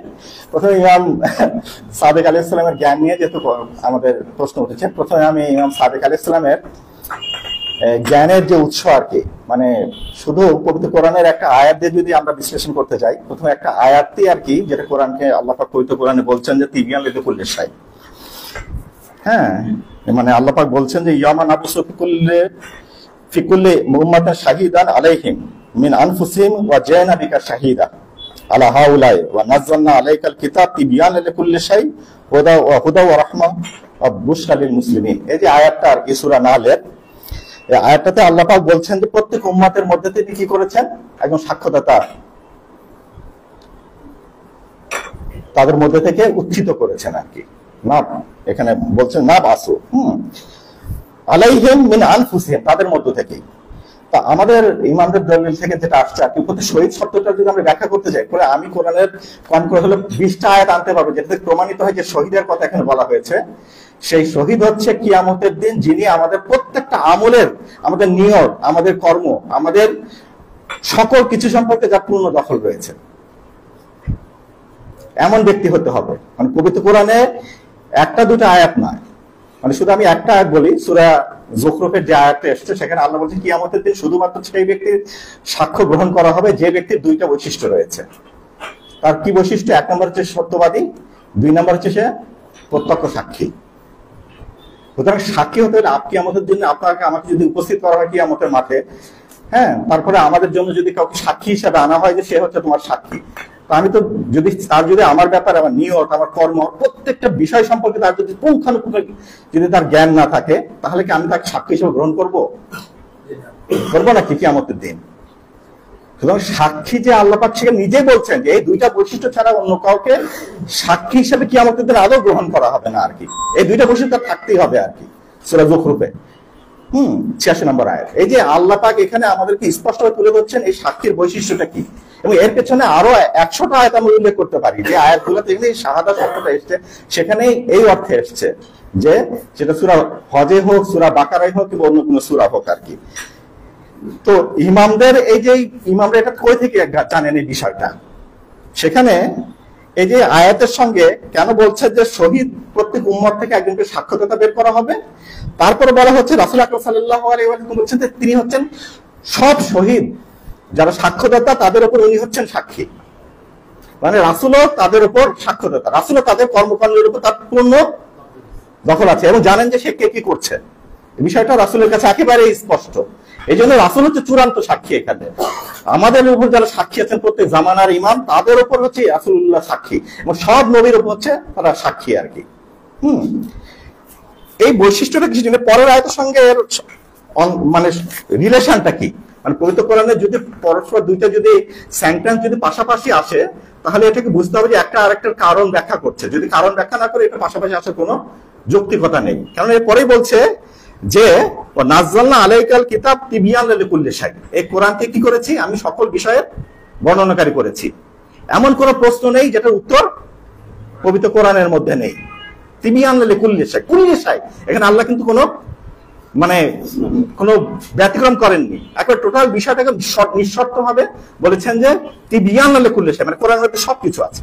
এই যে ইমামদের থেকে প্রায় আমরা শুনি, ইমামরা যে আমাদেরকে বলেছেন যে এই যে তোমাদের কাছে যে হাত কোরআন আছে, এই কোরআন থেকে আমি বলছি না, আমি অন্য কোরআন থেকে বলছি। এই যে ইমামদের এটা থেকে অনেকের কাছে মনে হয় যে আমাদের এই কোরআনের বাইরে অন্য কোনো কোরআন ইমামের কাছে রয়েছে। আর কিন্তু ইমাম বলছে যে এই কোরআনের প্রত্যেকটা অক্ষর, প্রত্যেকটা শব্দ, এগুলো হচ্ছে আমাদের কাছে যে মিনিং আছে তোমাদের কাছে সেই মিনিং নাই। এবং এই কোরআন আমাদের কাছে তিবিয়ান লিকুল্লি শাই, তোমাদের জন্য নয়, শুধু সাক্ষ্যদাতাদের জন্য তিবিয়ান লিকুল্লি শাই। আমরা যারা পড়ি তাদের জন্য তিবিয়ান লিকুল্লি শাই নয় কোরআন, এটা আমাদের বুঝতে হবে। এই জন্যই শহীদদের সাথে বলছে রাসূলুল্লাহ সাল্লাল্লাহু আলাইহি এবং ইমামরা, তারা যেহেতু কোরআনের উপর তাদের চূড়ান্ত জ্ঞান রয়েছে, যেটা আমাদের মনির ভাই বলেছেন যে আহলে বাইত আর কোরআন থেকে বিচ্ছিন্ন হবে না। এই বিচ্ছিন্ন হবে না, এটা একটা অর্থ কি? একটা অর্থ যদি পবিত্র কোরআনের যদি একটা শব্দের, একটা অক্ষরের যদি অর্থ যদি ইমামরা না জানেন, তাহলে কোরআন থেকে তাদের বিচ্ছিন্ন হয়ে গেলেন তারা। সুতরাং কোরআনের উপর পূর্ণ দখল থাকা তাদের অবশ্যই থাকতে হবে। যদি না থাকে তাহলে আমরা বলবো যে কোরআন থেকে তারা বিচ্ছিন্ন হয়ে গেছেন, মানে ওই মুহূর্তে তারা বিচ্ছিন্ন হয়ে গেছেন। এই জন্য কোরআন তিবিয়ান লিকুল্লি শাইয়ের অর্থ ইমামরা যখন সাক্ষী হবেন, তার অর্থ হচ্ছে যে পুরো কোরআনের উপর তার দখল রয়েছে। এবং এটা জানার কারণেই ওনার সমগ্র বিশ্ব জগতের সবকিছু সম্পর্কে সম্পূর্ণ জ্ঞান আছেন আর কি। আলী আলাইহিস সালাম যেটা বলেছেন, এই খেসাল বইয়ের মারহুম সাদুক, ওনার খেসাল বইয়ের মানে এই যে বিভিন্ন পাঠ আছে আর কি, তার মধ্যে যে 7 অক্ষরগুলো, বিভিন্ন ইয়েগুলো 3টা 5টা 7টা এরকম বিভিন্ন ভাবে খেসাল বর্ণনা করেছে। 7টা বৈশিষ্ট্য, 3টা বৈশিষ্ট্য, 5টা বৈশিষ্ট্য, এভাবে বৈশিষ্ট্যগুলো বর্ণনা করেছে। যেখানে 7এর বৈশিষ্ট্য বর্ণনা করেছে, সেখানে একটা হাদিস আসছে। সেখানে আলী আলাইহিস সালামের যে হাদিসটা আছে আর কি, আলী আলাইহিস সালামের হাদিস থেকে যেটা বোঝা যায় সেটা হচ্ছে যে এই হাদিসটা বলছে যে সমগ্র বিশ্বকে যদি আর কি তাকভিন, ওলামে তাকভিন, সমগ্র বিশ্ব জগৎটাকে যদি একটা লিখিত ফর্ম দেওয়া হয়, সেটা কোরআন। কিন্তু আমরা যারা শিয়ারা, আমরা যে কোরআনে বিশ্বাস করি, এই কোরআনটা এই কোরআনই, এবং এই কোরআনটাকে আমরা মনে করি তিবিয়ান লিকুল্লি শাই, এই কোরআনটাকে মানে ইমামরা এটার উপর সম্পূর্ণ দখল আছে। এবং ইমাম আলী আলাইহিস সালাম ওই খেসালের যে হাদিসটা এখানে যিনি বলছেন, আমি আসলে এগুলো হাদিসগুলো আজকে আনি নাই, কারণ এই স্বয়ং হাদিসটার উপর আমাদের ওস্তাদ আয়াতুল্লাহ মুফিদি, ওনার সঙ্গে আমরা 3 বছর শুধু ওই একটা মানে হাদিস নিয়ে আমরা কাজ করেছি আর কি, যে আলী আলাইহিস সালাম ওখানে 7টা জগৎ বলেছেন, 7টা জগৎ কিভাবে কোরআনের মধ্যে প্রতিফলিত হয়েছে, কথাগুলো যেগুলো এসছে আর কি। এই যে কোরআন যখন আর কি সমগ্র বিশ্ব জগতের লিখিত রূপ যখন হবে, তখন ইমামরা এটার দিকে তাকালে সব বিষয় ওনাদের কাছে ক্লিয়ার। এই জন্যই আমি এখন একটা হাদিস বলবো, যদি এই হাদিসটা ব্যাখ্যা করতে হয় তোমার সময় শেষ হয়ে যায়। আমি যে মূল বিষয়টা আলোচনা, সে আলোচনার মধ্যে প্রবেশ করতে পারবো না আমি জানি না, কিন্তু তারপরে এই হাদিসটা যেহেতু এটা সম্পূরক, সেজন্য আমি উল্লেখ করতে চাই। সেটা হচ্ছে আবু বাসির থেকে, আমি অন্যান্য রাবীদের কথা বলছি না, যারা আবু বাসির থেকে তারা বর্ণনা করেছেন, আমি সরাসরি আবু বাসির থেকে বলছি আর কি। আবু বাসির বলেছেন যে আমি ইমাম সাদেক আলাইহিস সালাম, আমি মানে আরবিটা পড়ছি না, আরবিটা পড়তে সময় লাগবে যেহেতু, তবে কিছু কিছু জায়গায় বলবো আর কি। বলছে আমি ইমাম সাদেক আলাইহিস সালামের মানে বাড়িতে যে উপস্থিত হলাম, তারপর তাকে বললাম যে হে ইবনে রাসূলুল্লাহ, আমি আপনার জন্য আর কি, রাসূলের সন্তান, আমি আপনার জন্য উৎসর্গীকৃত আর কি। জুয়েল তু ফিদাক ইনি আসালুকান মাসালাতেন হাহুনা আহাদুন ইয়াসমা কালামি। হে আল্লাহ রাসূলের সন্তান, এই ঘরের মধ্যে কি এমন কেউ আছে যে আমাদের কথাগুলো শুনতে পাবে? আমি আপনাকে এমন একটা বিষয় প্রশ্ন করতে চাই, অন্য কেউ যাতে শুনতে না পায়। আমি বিশেষভাবে একান্তভাবে আপনাকে এটা প্রশ্ন করতে চাই। তারপর সে বলছে রাফা আবু আব্দুল্লাহ আলাইহিস সিতরান বাইনাহু বাইনা বাইতিন আখা। উনি কি করলেন, নিজের বাড়ি এবং পাশের বাড়িগুলোর মধ্যে সম্পূর্ণ একটা পর্দা টেনে দিলেন, যাতে করে আর কি আশেপাশের কোনো বাড়ি থেকে কেউ যাতে কোনো কিছু শুনতে না পায় আর কি। তারপর আবু বাসির যেটা বলছেন, সুম্মা কলা ইয়া আবা মুহাম্মদ সাল আম্মা বাদালাক, সেই যে বিষয়টাকে তুমি প্রশ্ন করতে চাও সেটা আমাকে কিছু প্রকাশ করো। যে তোমার কাছে যে বিষয়টা জানার প্রয়োজন মনে করছো তুমি আমাকে প্রশ্ন করো। তখনই বলছে যে কলা কুলতু জুয়েলতু ফিদাক ইন্না শিয়াতুকা ইয়াতাহাদ্দাসুনা আন্না রাসূলুল্লাহ সাল্লাল্লাহু আলাইহি ওয়া আলিহি আল্লামা আলিয়ান বাবান ইফতাহু মিনহু আলফা বাব। বলছে আলী আলাইহিস সালামের ব্যাপারে আমি শুনেছি রাসূল সাল্লাল্লাহু আলাইহি ওয়াসাল্লাম শিয়ারা এটা বলাবলি করে। কি বলাবলি করে? তারা বলাবলি করে যে রাসূল আকরাম সাল্লাল্লাহু আলাইহি ওয়াসাল্লাম হযরত আলী আলাইহিস সালামকে জ্ঞানের একটা দরজা শিখিয়ে দিয়ে গিয়েছেন, তার জন্য উন্মুক্ত করে দিয়েছেন, সেটা থেকে ইফতাহু লাহু মিনহু আলফা বাব, সেখান থেকে 1000 শাখা বের হয় আর কি, দরজা বের হয় আর কি। ইমাম সাদেক আলাইহিস সালাম শুনে বলছেন যে ইয়া আবা মুহাম্মদ আল্লামা রাসূলুল্লাহ সাল্লাল্লাহু আলিয়ান আলফা বাবিন ইফতাহু মিন কুল্লি বাবিন আলফা বাব। বলছে তুমি বলছে একটা দরজা খুলে দেখেছেন সেখান থেকে 1000 দরজা উন্মুক্ত হয়? বলছে না, 1000টা দরজা খুলে দিয়ে গেছেন, সে 1000টা দরজা থেকে 1000টা, প্রত্যেকটা থেকে 1000টা দরজা, এভাবে ইনফিনিটি পর্যন্ত, এবং প্রত্যেকটা ওই 1000টা থেকে আবার 1000টা উন্মুক্ত, 1000 থেকে 1000টা উন্মুক্ত হয়। এটা হচ্ছে আলীর জ্ঞান। সুতরাং তুমি যে বলছো একটা দরজা খুলে দিয়ে গেছেন সেটা 1000টা, এটা ভুল। প্রথমে উনি সংশোধন করে দিলেন আর কি। তারপর দ্বিতীয় স্টেজে নিয়ে এসছেন, এসে তখন সে আশ্চর্য হয়েছে আর কি।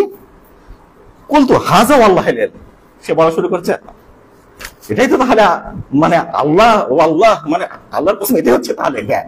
জ্ঞান তাহলে এইটাই আর কি। তখন ইমাম ফাকালা নাকাতা সাআতান ফিল আরদ, ইমাম কি করা শুরু করছে, মাটির মধ্যে এভাবে নিজের আঙ্গুল একটু করছেন আর কি। তখন তারপর কিছুক্ষণ তিনি করার পর সুম্মা কলা ইন্নাহু ইলম, বলছে হ্যাঁ অবশ্যই এটা একটা জ্ঞান, বলছে অবশ্যই এটা একটা জ্ঞান। মানে ইমাম বলেননি যে এটা সব জ্ঞান। তারপর যখন ইমাম যখন এই কথাটা বলেছেন, তখন সে বলছে যে কলা সুম্মা কলা ইয়া আবা মুহাম্মদ, তারপর ইমাম নিজে বলছেন ইন্না ইন্দানা আল জামিয়া। ইমাম প্রথমে একটা গ্রন্থের কথা বলছেন, যে গ্রন্থের কি আল জামিয়া। তারপরে আল জামিয়া এটা আমাদের কাছে রয়েছে। ইমাম বলছেন আল জামিয়া যে গ্রন্থটা সেটা আমাদের কাছে রয়েছে আর কি। যে তখন বলছে ওয়ামা ইদরহিম আল জামিয়া, তুমি কি জানো যে জামিয়া কি জিনিস? তুমি জামিয়া সম্পর্কে তুমি কি জানো?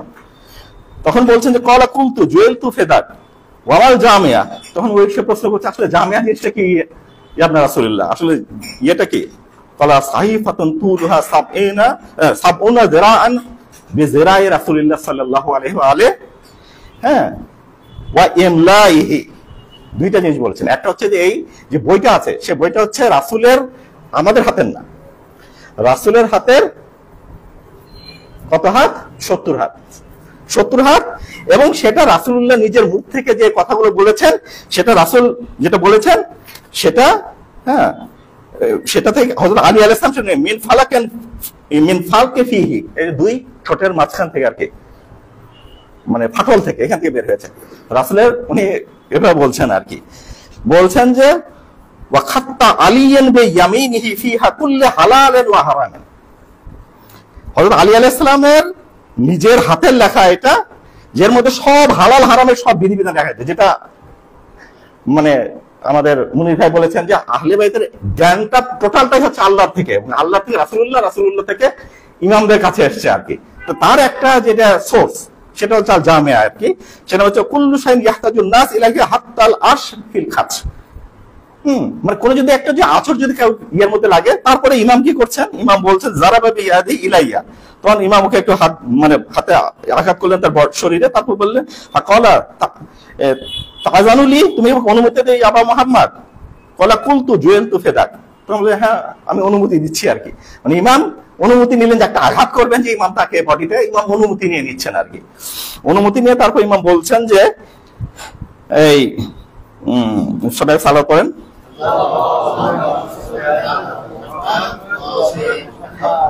তখন সে বললো যে আনা লাকা ফাসনা মা শি'তা, আপনি যা ইচ্ছা আমার শরীরের সঙ্গে করতে পারেন, আমার কোনো আপত্তি নেই আর কি। সে অনুমতি দিচ্ছে আর কি। অনুমতি দেওয়ার পর তারপর ইমাম বলছেন যে এই ইমাম তখন কলা হাত্তা আরশা হাযাকা আনহু মুগযিবান, ওই তারপর ইমাম তারকে এর মধ্যে একটু প্রেসার দিয়েছে আর কি। প্রেসার দিয়ে চিমটি কাটার মতো ইয়ে করে তখন ইয়ে করেছে, যখন বলছে কলা মুগযিবান, মানে ইমাম যেন একটু রাগান্বিত হয়ে আমাকে ধরেছে, এরকম আমার অনুভূতি হলো আর কি, মানে ব্যথা লেগেছে আর কি আমার। হ্যাঁ, ইমাম যে রাগান্বিত হয়েছেন আমি বুঝতে পারলাম যে তখন যখন এটা বললো যে হ্যাঁ এটা যখন ইয়ে করেছেন, তখন আমি যখন এই জামিয়ার কথা শুনলাম, কুলতু হাযা ওয়াল্লাহি ইলম, তাহলে এটাই তো তাহলে জ্ঞান, জ্ঞান তো তাহলে এটাই। তখন ইমাম আবার বলছেন কলা ইন্নাহু লা ইলম, অবশ্যই এটা জ্ঞান, ও লাইসা বিযালিকা, কিন্তু এটাই শেষ না। সুম্মা সাকাতা সাআত, তারপর ইমাম আবার কিছু নীরব হয়ে গেলেন। সুম্মা ক্বালা ওয়া ইন্না ইনদারাল জাফর, এরপর দ্বিতীয় আরেকটা সোর্স অফ নলেজ যেটা ইমাম বলে দিলেন, সেটা হচ্ছে আমার কাছে জাফর আছে আর কি। জাফর হচ্ছে মানে এক ধরনের নিউমেরিক্যাল যেগুলো আর কি, ম্যাথমেটিক্যাল ইয়ের মাধ্যমে যেগুলো সবকিছু ইয়ে করা হয়, এটা হ্যাঁ জাফর, এটা আমাদের কাছে রয়েছে আর কি। ওয়ামা ইউদরিয়াহুম মা জাফর, তুমি কি জানো জাফর কি, জাফর কি এটার সম্পর্কে তুমি কি জানো আর কি। কলা কুলতু ওয়ামা জাফর, তখন বললাম তাহলে জাফর জিনিসটা কি আপনি নিজেই বলেন আর কি। তখন ইমাম হচ্ছে কলা এওয়াউন মিন আদমান ফিহি ইলমুল নাবিয়িনা ওয়াল ওয়াসিন ওয়া ইলমুল উলামাইল লাযিনা মাযাউ মিন বানি ইসরাঈল। ইমাম বলছেন যে জাফর হচ্ছে এমন একটা বই, যে বইটার মধ্যে কি আছে, একটা আদম হচ্ছে যে মানে ছাগলের চামড়া থেকে তৈরি এক ধরনের ইয়ে আর কি। হ্যাঁ, ওই তখন লেখার বস্ত্র তো ইয়ে ছিল না, ওইটার উপর লেখা একটা ইয়ে আর কি। সেখানে বলছেন সেখানে কি আছে, ফিহি ইলমুন নাবিয়িনা ওয়াল ওয়াসিন, সব নবীর জ্ঞান তার মধ্যে আছে, সব নবীদের ওয়াসিদের জ্ঞান তার মধ্যে আছে। ওয়া ইলমুল উলামা আল্লাযিনা মাদাউ মিন বানি ইসরাঈল, বনি ইসরাঈলের যত আলেমরা ছিল, মানে রাব্বানী ও আহবার রূহ, তাদের যত জ্ঞান, তাদের সব জ্ঞানগুলো ওটার মধ্যে লিপিবদ্ধ করা হয়েছে। কলা কুলতু ইন্না হাযা হুয়াল ইলম, সে বলছে তাহলে তো এটাই জ্ঞান।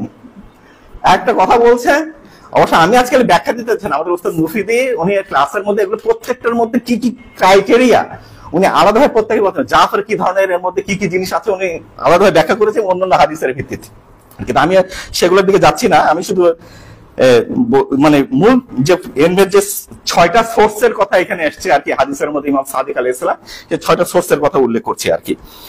তারপরে ইমাম সুম্মা সাকাতা সাদ, তারপর ইমাম আবার নীরব হয়ে গেল। সুম্মা ক্বালা ইন্না ইনদানা লা মুসাফ ফাতেমা, তারপরে বলে আমাদের কাছে ফাতেমার মুসাফ আছে।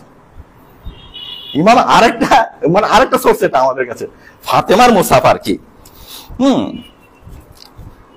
ওয়ামা ইউদরিহিম মা মুসাফ ফাতেমা, মুসাফ ফাতেমার মুসাফটা কি, এটা তুমি কি জানো এই সম্পর্কে, তোমরা কি জানবে এই সম্পর্কে। কলা কুলতু মা মুসাফ ফাতেমা, মুসাফ ফাতেমাটা কি। কলা মুসহাফু ফিহি মিসলু কুরআনিকুম হাযা সালাসা মাররা, এই যে তোমাদের যে কোরআন আছে, কোরআনের চেয়ে 3 গুণ বড় এটা।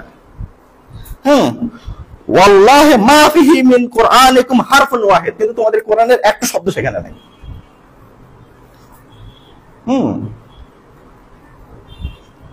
আমাদের ইমাম সাদেক আলাইহিস সালামের কাছে যখন আর কি ইয়ে অভ্যুত্থান করলো আর কি, ইমাম হাসানের বংশধর থেকে আব্দুল্লাহর সন্তান, মানে যার নাম হচ্ছে মোহাম্মদের আব্দুল্লাহ ইবনে হাসান ইবনে আলী ইবনে আবি তালেব, মানে হাসান মুসান্নার সন্তান, সে হচ্ছে আব্দুল্লাহ, তার সন্তানকে মুহাম্মদ। সে মুহাম্মদ যখন কিয়াম করে, ইমাম হাসানের বংশধর তারা মনে করেছে যে এই আবু মুসলিম এবং আবু সালামা, যারা দুইজন আর কি বনি আব্বাসের পক্ষে যারা কিয়াম করেছে, এরাই বোধহয় আর কি আমাদেরকে ক্ষমতায় বসাবে আর কি। কারণ একই সাথে কয়েকজনকে চিঠি দিয়েছে আর কি, একই সঙ্গে ইমাম সাদেককে চিঠি দিয়েছে, একই সঙ্গে ইমাম হাসানের বংশধরকে চিঠি দিয়েছে, দিয়ে পরীক্ষা করছে যে ইমাম সাদেক আলাইহিস সালামের কাছে এসছে এই মুহাম্মদ ইবনে মুসলিম আবু সালামার চিঠি, কি বলে মুসলিম যে কি আবু মুসলিম খোরাসানি যাকে বলা হয়, আবু মুসলিম খোরাসানি ইমাম কি করেছে, চিঠিটা পাওয়া মাত্র আগুনে দিয়ে পুড়াই দিয়েছেন। তারপরে পরবর্তীতে ইমাম এই যে মুহাম্মদ ইবনে হাসান, মুহাম্মদ ইবনে আব্দুল্লাহ, এই দুইজন এসছে ইমাম হাসান কাছে, আমাদের কাছে এই আবু মুসলিম এবং সালামা, হ্যাঁ ওর দুজন আমাকে চিঠি দিয়ে আসছে, আমাদেরকে বলছে ইমাম ইমাম বলছে আমাকেও চিঠি দিয়েছে। ইমাম কোথাও বলেননি, ওরা মনে করছে আমাদেরকে আপনি হিংসা করছেন যে আমাদেরকে। ইমাম তখন বলছেন যে ফাতেমার সাহিফাটা নিয়ে আসো, কিয়ামত পর্যন্ত যত কে কে ক্ষমতা যাবে পৃথিবীর কোন কোন প্রান্তে সবগুলো এখানে লেখা আছে, সেখানে তোমার নাম লেখা নেই, সেখানে বনি আব্বাসের ওদের নাম লেখা আছে। তারপর উনি সাফা, মানসুরে দাওয়ানি, কি হারুন রশিদ, একে একে ইমাম সবগুলোর নাম বলেছেন আর কি। বলছে যে না আমি এগুলো বিশ্বাস করি না, আপনি হিংসা করছেন, বলছে চলে গেছে আর কি। পরে তো নিহত হয়েছে। ওই যে নাফসে জাকিয়া যাকে বলা হয় আর কি। এটা হচ্ছে তারপরে উনি যেটা বলছেন না যে ইন্নাহুল ইলমুন, তারপরে তখন সে বলছে আছে যে আশ্চর্য, এটাই তাহলে জ্ঞান। হ্যাঁ, ইমাম ওখানে শেষ করেনি, ইমাম বলছেন যে সুম্মা সাকাতা সাআতা সুম্মা ক্বালা ইন্না ইনদানা ইলমুন মা কানা ওয়া ইলমু মা হুয়া কায়িনুন ইলা কিয়ামে কি ইলা তাকুমুস সাআত, কিয়ামত হওয়া পর্যন্ত যা কিছু ঘটবে এবং সৃষ্টির আদি থেকে আল্লাহ প্রথম থেকে কিয়ামত পর্যন্ত যা কিছু করেছেন এবং করবেন সবকিছু আমরা জানি, সেটা জ্ঞান আল্লাহ আমাদেরকে দিয়েছেন। এটা যখন সে বলেছে তখন বলতেছে যে যদি বলতে হাজা আল্লাহ আর কিছু থাকে নাকি, তখন বলছে যে তাহলে তো নিশ্চয়ই এটাই হচ্ছে চূড়ান্ত আর কি। কিন্তু ইমাম বলছেন না, এখানে শেষ হয়ে যায়নি। ইমাম তারপরে বলছে যে ইন্নাহুলা ইলমুন ওয়া লাইসা বিযালিকা ক্বালা কুলতু জুইলতু ফিদা ফাআইয়ু শাইইন ইলম, আপনি যে এত কিছু বললাম, আপনার যে এটাও জ্ঞানের শেষটা, তাহলে জ্ঞানের আসলে ইয়েটা কি আর কি শেষ পর্যন্ত। ইমাম বলছেন যে ক্বালা মা ইয়াহদুসু বিল লাইল ওয়ান নাহার আল আমরু বাদাল আওর ওয়া শাইয়ু বাদা শাই ইলা ইয়াউমিল কিয়ামাহ, আল্লাহ সৃষ্টি জগতের প্রথম থেকে শেষ পর্যন্ত এমন কিছু না করতে খুঁটি নাটি প্রত্যেকটা জিনিস আমাদেরকে জ্ঞান দিয়েছেন আর কি। মানে এমন কোন জিনিস নাই যেটার বাইরে কোনো কিছু আছে আর কি, সবগুলো আমাদের জ্ঞানের মধ্যে দিয়েছেন আর কি। এখানে শুধু একটা বিষয় ইশারা করে যাই, আয়াতুল্লাহ জাবরি আমলি উনি ওই যে আমরা সবাই যে দোয়ার মধ্যে যেটা পড়ি আর কি, আমরা দোয়ার মধ্যে আল্লাহুম্মা ওই যে মানে যেটা ওয়াইফ ফ্যামিলি হাবলানা মিন যুররিয়াতিনা মিন আজওয়াজিনা ওয়া যুররিয়াতিনা কুররাতা আইন ওয়াজআলনা লিল মুত্তাকিনা ইমামা। এখানে আরবি ব্যাকরণের দিকে তো ওয়াজআলনা কি প্লুরাল, আমাদেরকে করো, ওয়াজআলনা লিল মুত্তাকিনা ইমামা, প্লুরাল হওয়ার কথা। তো আমরা সবাই মিলে একজন ইমাম হয় নাকি? সবগুলো মিলে একজন ইমাম হয় নাকি? আমাদের সবাইকে একজন ইমাম বানাও, হওয়ার কথা তো আরবি ব্যাকরণ অনুযায়ী ওয়াজআলনা লিল মুত্তাকিনা আইম্মা, চলো আইম্মা না শুধু ইমাম আসুন। মানে তার মানে হচ্ছে এখানে একটা ফিলোসফি আমাদের ইমামদের থেকে, যে ইমামরা যে মানে আজকে আমার আলোচনার বিষয় না, কিন্তু কোরআন মানে আজকে আমি শুধু হিন্টস দিচ্ছি আর কি, এই কোরআন একটা কোরআন না, লক্ষ লক্ষ কোরআন ইমামদের কাছে আছে এবং প্রত্যেকটা একটা হচ্ছে একটা স্টেজ বাই স্টেজ।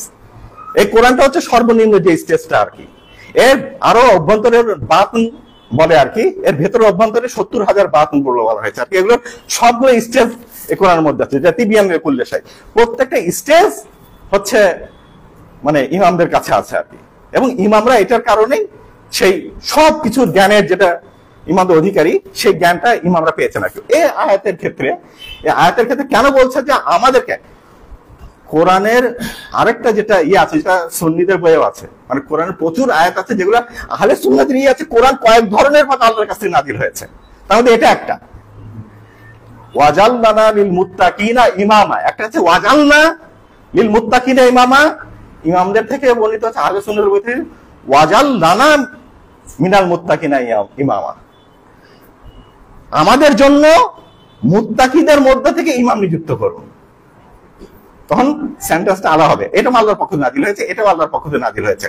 এখানে যদি এই প্লুরাল আর সিঙ্গুলার থেকে করতে, সেটা হচ্ছে যে সৃষ্টির প্রথম থেকে শেষ পর্যন্ত আহলে বাইতের যে ধারা, সেটা হচ্ছে একজন, সব ইমাম মিলে এক ইমাম, সব রসুল এবং সব নবীরা মিলে এক ইমাম। এই নবীদের মধ্যে কোনো রকম পার্থক্য নাই। ইউসাদ্দিকু বাযুহুম বাযা, মানে পবিত্র কোরআনের ভাষায় প্রত্যেক নবীর ব্যাপারে কি মুসাদ্দিকুন বাইনা ইয়াদাই, আল্লাহ পবিত্র কোরআনে বলছে কোরআন, ইনজিল এবং তাওরাতের সত্যায়ন। কিভাবে? আসলে প্রত্যেক নবী আসছেন পরের আগের নবীকে সত্যায়ন করার জন্য। তার মানে কি ওর আর এর মধ্যে কোনো সংঘর্ষ নেই, একই জিনিস। একটা হচ্ছে কোরআন হচ্ছে মুহাইমেন, মুহাইমেন মানে কি মুহাফেজ, যেটা অন্য সবগুলো গ্রন্থ বিকৃত যাতে না হয় সেই বিকৃতিকে রক্ষা করার জন্য কোরআন হচ্ছে এক্ষেত্রে ওগুলোর রক্ষক। কোরআন হচ্ছে রক্ষক। যখন কোনো গ্রন্থ রক্ষক হবে, সেই গ্রন্থের যারা ব্যাখ্যাকারী, মানে একটা মাসুম কিতাবের ব্যাখ্যাকারীও মাসুম হতে হবে। আমাদের মুনিরা বলেছেন যে মাসুমিয়াতের শুধুমাত্র একটা দিক হচ্ছে ইসমাত, আমরা যেটা বুঝি, একটা হচ্ছে যে তার চিন্তার ক্ষেত্রে, তার সিদ্ধান্তের ক্ষেত্রে সেক্ষেত্রে ভুল না হয়, নির্ভুল হওয়া, এটা হচ্ছে একটা দিক। আর একটা হচ্ছে কর্মের ক্ষেত্রে ভুল না করা, নির্ভুল সিদ্ধান্ত না দেওয়া, ভুল কাজ না করা, গুনাহ না করা, জুলুম না করা, কোন রকম অন্যায় অবিচার না করা, এগুলো সব দুইটা দিক মিলে হচ্ছে ইসমাত। শুধুমাত্র একটা দিক না, একটা হচ্ছে জ্ঞানের দিক, একটা কর্মের দিক, দুইটা মিলে হচ্ছে ইসমাত। কিন্তু প্রথম থেকে শেষ নবী সবাই হচ্ছে আমাদের রাসূলুল্লাহ সাল্লাল্লাহু আলাইহি ওয়াসাল্লাম ইমামদের হচ্ছে ছাত্র, এবং যখন আর কি তারা সবাই মিলে তাদের দোয়াটা কি, এরা হচ্ছে আমাদের ইমাম হোক আর কি। হ্যাঁ, যখন বলবো যে ওয়াজাল লানা মিনাল মুত্তাকিনা ইমামা, মানে এদের মধ্যে আমাদের ইমাম আলী আলাইহিস সালামের কথা বলি, ইমামুল মুত্তাকিন, সব মুত্তাকিন দাঁড়িয়ে, যখন হচ্ছে সব মুত্তাকিনের মধ্যে ইমাম একই নূর থেকে আসছে, নূরের মধ্যে কারো নূর হচ্ছে কম, কারো নূর বেশি, কিন্তু কম নূর আর বড় নূরের মধ্যে কি কি সংঘর্ষ আছে নাকি? সব তো একই নূর, মানে তার মূল লাইটটা হচ্ছে রাসূলুল্লাহ এবং আহলে বাইত, পরে বাকি সবগুলো সেখান থেকে এসছে। ইমামদের জ্ঞানকে যদি আমরা এই ফর্মে চিন্তা করি, তাহলে আমরা বুঝবো যে ইমামদের থেকে কখনো ভুল করা সম্ভব না, ইমামদের কোনো সিদ্ধান্ত ভুল হতে পারে না। তখন আমরা ওই যে নির্ভুলতার যে বিষয়টা, সেটা আমাদের কাছে স্পষ্ট হয়ে যাবে। যাই হোক, আমি শুধুমাত্র কয়েকটা বিষয় যেগুলো হচ্ছে সামাজিক দিক আর কি, সেক্ষেত্রে এই বিষয়টা খুবই ইম্পর্টেন্ট। কতক্ষণ হচ্ছে আমার জন্য, কতটুকু সময় আছে আমি জানি না, আর আমি 5 মিনিটের মধ্যে শেষ করে দেবো। মানে আমি শুধু পয়েন্টগুলো উল্লেখ করবো আর কি, পয়েন্টগুলো উল্লেখ করবো, যেহেতু আমার সময় নেই, আপনাদেরও সময় নিতে চাই না। ইমাম সাদিক আলাইহিস সালাম যে কয়েকটা গুরুত্বপূর্ণ কাজ করেছেন, যেটা আমাদের শিয়াদেরকে সংরক্ষণ করার জন্য এবং অন্যদের কাছে স্পষ্ট করার জন্য যে আমরাই হচ্ছে প্রকৃত ইসলামের রক্ষক, আমরাই হচ্ছে প্রকৃত ইসলামের উত্তরাধিকারী। রাসূলুল্লাহ সাল্লাল্লাহু আলাইহি ওয়াসাল্লাম আল্লাহর কাছ থেকে যে কোরআন এসেছে, যে সুন্নাত এসেছে, সেটার সংরক্ষণকারী, সেটার মুহাফেজ, এটা হচ্ছে আমরা। এটা সর্বপ্রথম এই বিষয়টাকে ইমাম সাদিক আলাইহিস সালাম তুলে ধরেছে। হ্যাঁ, কোরআন এবং ইতরাত, এটা নিজের শ্রেষ্ঠত্বের মাধ্যমে, এই যে 4000 ছাত্রের কথা বলা হচ্ছে, এটা কিসের জন্য ইমামের কাছে এসছে? ইমাম এমন ভাবে তাদেরকে, তাদের যুক্তিকে মানে পরাস্ত করতেন, তাদেরকে এমন ভাবে ইসলামকে তুলে ধরতেন যে তারা যে কেউ স্বীকার করতে বাধ্য হতো যে তার ছাত্র হওয়াটা। সারা মুসলিম বিশ্বের সকল এলাকায় এটা ছড়িয়ে পড়েছিল যে ইমাম সাদিক আলাইহিস সালামের শ্রেষ্ঠ কোনো শিক্ষক নেই। যার ফলে সুন্নিরা তার কাছে আসতো, যদিও তারা ইমাম হিসেবে তাকে বিশ্বাস করতো না। ইমাম দ্বিতীয়, প্রথম থেকে বললাম উৎস সম্পর্কে, কোরআন এবং সুন্নাত, এই দুটাকে উনি উৎস হিসেবে। তারপর 2 নাম্বার, জ্ঞানের যে কি কি মাধ্যমে আমরা জ্ঞান অর্জন করতে পারবো, সেটা স্বয়ং রাসূলের জন্য যেটা, সেটা হচ্ছে ওহী, এবং সাধারণ মানুষের জন্য বুদ্ধিবৃত্তি। বুদ্ধিবৃত্তির কোন ফর্মটা সঠিক, বুদ্ধিবৃত্তির পরিধিটা কতটুকু, এটা ইমাম একবার স্পষ্ট করে দিয়ে গেছেন। মানে মুতাজিলাদের মতো বাড়াবাড়ি না, আশারীদের মতো এবং আহলে হাদিসদের মতো বিষয়টাকে সম্পূর্ণভাবে প্রত্যাখ্যান করা না, বরং আকলকে একটা আলোকবর্তিকা হিসাবে, আকল যে আমাদের লাইট দেখাবে, আল্লাহর পক্ষ থেকে লাইট আসছে আকল হিসাবে, কিন্তু পথটাও আল্লাহ দিয়ে দিয়েছে। পথ আল্লাহ, আমরা তৈরি করতে পারি না, পথ আগে থেকেই আছে, সিরাতুল মুস্তাকিম আগে থেকেই আছে। বুদ্ধিবৃত্তি যেটা করে, সেটা হচ্ছে বুদ্ধিবৃত্তি ওইটাকে আমাদের কাছে স্পষ্ট করে যে এটা হচ্ছে রাস্তা, এটা হচ্ছে গিয়ে। 3 নাম্বার, উনি ইলহামের বিষয়টা, একেবারে গড় পড়তা যেটা আহলে সুন্নাতের মধ্যে একেবারে সুফি, মানে যে কোনো ব্যক্তি আর কি আল্লাহর কাছে ইলহাম পেয়ে যায়, তারপর সে আল্লাহর কাছ থেকে মানে আল্লাহর ওলি হয়ে যায়। এই বিষয়টা আমাদের ইমামরা যেটা করেছেন সেটাকে একটা সীমাবদ্ধতা দিয়েছেন, সীমাবদ্ধতা দিয়ে একটা বিশেষ লোকদের জন্য একটা সীমাবদ্ধ করেছেন, যে অ্যাবসলিউটলি ইলহামের বিষয়টা ইমামে মাসুম ছাড়া অন্যদের জন্য অ্যাবসলিউটলি ঠিক না। অ্যাবসলিউটলি ঠিক না এই অর্থে যে অন্যদের এখানে শর্ত সারাইতে আছে, কন্ডিশন আছে, একবারে নিরপেক্ষ ইয়েভাবে তারা এটা করতে পারে। 4 নম্বর ওনারা তাসকিয়া নাফস, এটা হচ্ছে আত্মশুদ্ধির মাধ্যমে জ্ঞান অর্জন করা। ইন তাত্তাকুল্লাহ ইউআল্লিমুকুমুল্লাহ, তোমরা যদি নিজেরা তাকওয়া করবে সঙ্গে আল্লাহ তোমাদেরকে শিক্ষা দান করে, কোরআনের আয়াত। এটা ইমাম এগুলোকে জ্ঞানের মাধ্যম হিসেবে পরিচিত করিয়েছেন। তারপর আল্লাহ পরিচিতিকে তুলে ধরা, আল্লাহ পরিচিতির সবচেয়ে বেশি বিকৃতি আল্লাহর ব্যাপারে এখনো যেটা আছে আর কি, এগুলো হচ্ছে যে আল্লাহকে মানুষের সদস্য মনে করা।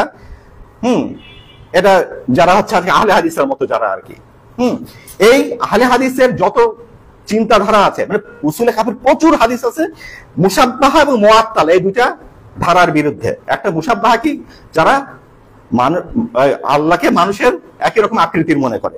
এর বাইরে বাইরে মুআত্তালা কারা, যারা মনে করে আল্লাহর কোনো পরিচয় লাভ করা আদৌ সম্ভব না, আল্লাহ একেবারে ধরাছোঁয়ার বাইরে, আল্লাহ ইবাদত করা যায় কোনো কিছু, মানে আল্লাহ হচ্ছে অপরিচিত একটা জিনিস আর কি। কিন্তু আল্লাহর যে গুণাবলীর মাধ্যমে যে আল্লাহর পরিচয় লাভ করে যে পবিত্র কোরআনে এসছে আর কি, ইমাম এগুলো যে মধ্যপন্থী যে অবস্থা সেটা তুলে ধরেছেন আর কি।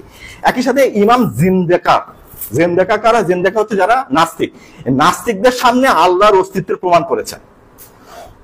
সর্বপ্রথম তাহলে কি করলেন, সোর্স, জ্ঞানের সোর্সকে ঠিক করা। তারপর 2 নাম্বার সে আল্লাহকে তৈরি করা।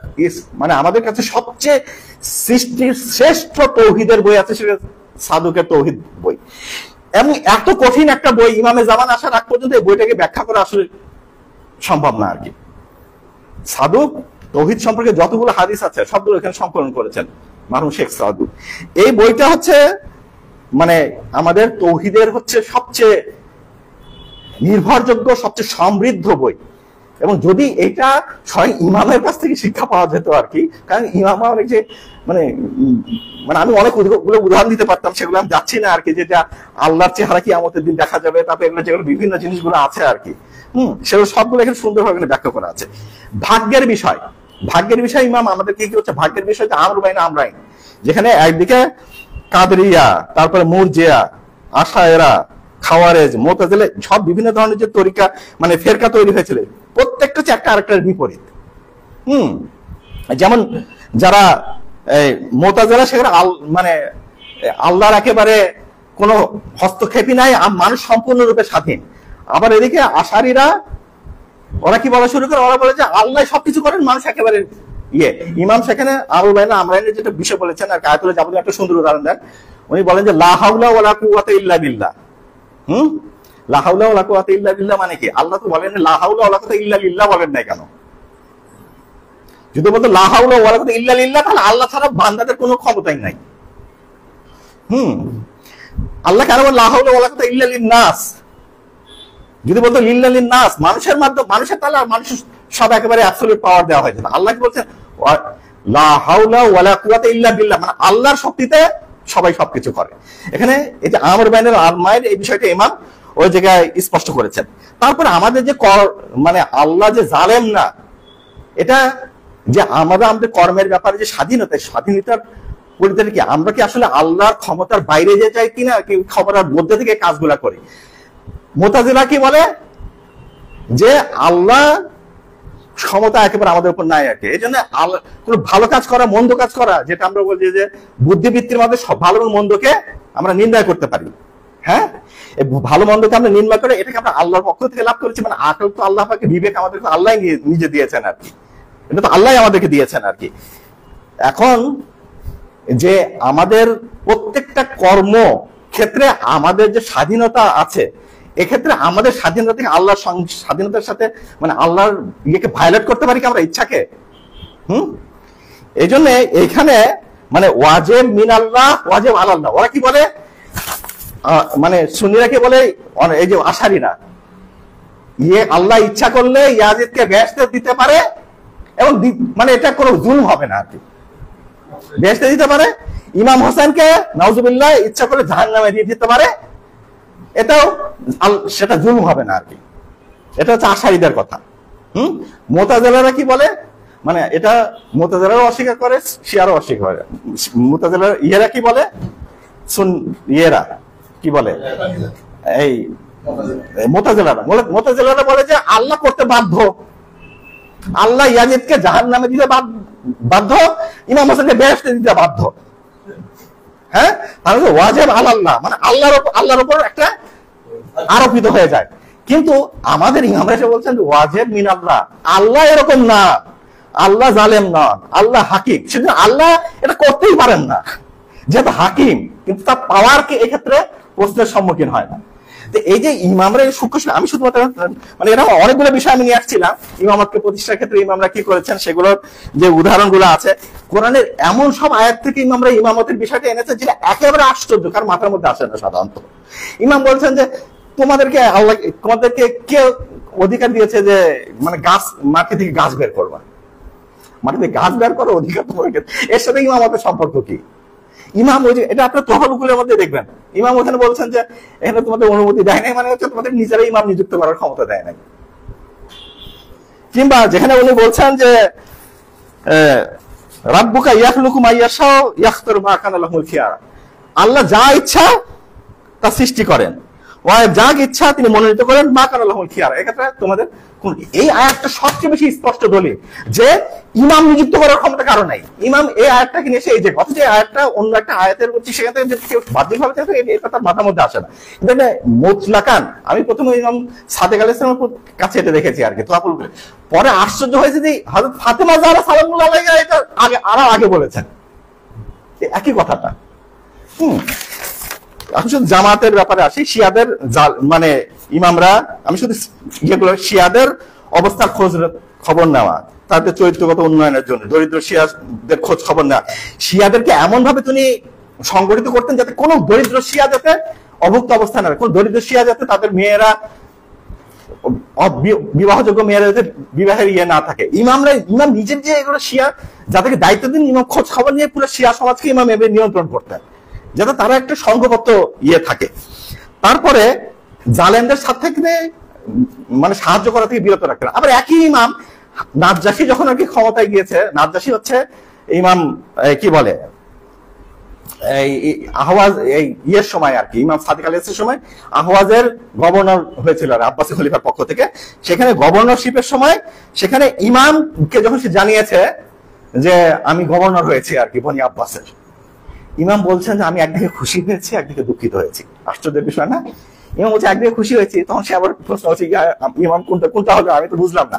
একদিকে আপনার বলছে খুশি হয়েছে, বলছে হ্যাঁ একদিকে খুশি হয়েছে যে আমার শিয়াদের জন্য একটা সুন্দর সুযোগ সৃষ্টি করে দিবে, তাদের উপর থেকে চাপ কমবে। আবার একদিকে বলছে কিন্তু আমি এই জন্য দুঃখিত, তোমার ব্যাপারে আমি চিন্তিত, তুমি আবার কোনো শিয়াদের প্রতি অবিচার করে ফেলবে না, এই জন্য আমি তোমাকে নিয়ে চিন্তিত, এই জন্য আমার খারাপ লাগছে আর কি। এই যে ইমাম একদিকে নাজ্জাশীকে কন্ট্রোলে রাখতে চাচ্ছেন, আরেকদিকে শিয়াদের অবস্থাকে তিনি ইয়ে করতে চাচ্ছেন। আহলে সুন্নাতের সাথে আচরণ কিভাবে আচরণ করতে, ইমাম বলছে যে আমার মতো হও, 4000 ছাত্র আছে আমার, আমি ওদের সামনে আবু বকর ওমর ওসমানকে গালাগালি করি নাকি? আমি শুধু বনি উমাইয়া যারা মানে যাদের ব্যাপারে একবার স্পষ্ট তাদের ব্যাপারে কথা বলি, কিন্তু আবু বকর ওমর ওসমানের ব্যাপারে আমি ইমাম সাদিক যদি সরাসরি কথা বলতেন, ওই 4000 ছাত্র পরের দিনে তো পালায় যেত। ওরা যেটা দরকার সেইটুকু, মানে ইমাম একদিকে সুন্নিদেরও ইমাম, শিয়াদেরও ইমাম হতে পেরেছেন।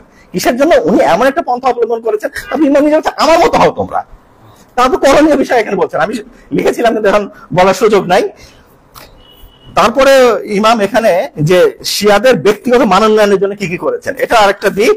হ্যাঁ, যাই হোক, আমি আজকে আর যেহেতু অনেক দীর্ঘ সময় হয়ে গেছে, অনেক রাত হয়ে গেছে, হাজিরা মাসায় কি ইসলাম সারের সঙ্গে দাঁড় দবর দাব চুনি তো সেদাম জিয়াদ দৌড় ঘুষে ইসলাম দিকে বলে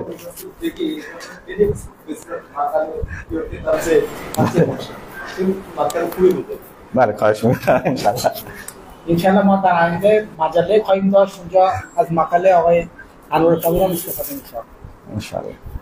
ধন্যবাদ জনাব হুজুর ইসলাম মুসলিম আবুল কালাম সাহেব তার জ্ঞান গর্ব এবং এই প্রাণবন্ত আলোচনার জন্য। আমরা আমাদের এই ইলমি বৈঠকের প্রায় শেষ পর্যায়ে পৌঁছে গেছি। এখন আমরা আল মুস্তাফা ইন্টারন্যাশনাল ইউনিভার্সিটির বাংলাদেশ বিষয়ক প্রধান তার কাছ থেকে দুটি কথা শুনবো। যদিও আমাদের মুখ্য আলোচক দুইজন ছিলেন, উনি প্রথম থেকে বলছেন যে উনি অল্প কিছু কথা বলবেন। তো আমরা ইনশাল্লাহ এরপরে আমাদের আপনারা যারা উপস্থিত আছেন, কষ্ট করে আসছেন, আপনাদের সবাইকে ধন্যবাদ। আমাদের ডিনারের ব্যবস্থা আছে, ইনশাল্লাহ আমরা একসাথে ডিনার করব এবং আপনাদের জন্য 2টা বই আমরা গিফট হিসাবে নির্ধারণ করেছি, ইনশাল্লাহ সেটাও আপনাদের যাওয়ার সময় দেওয়া হবে। সালাওয়াত।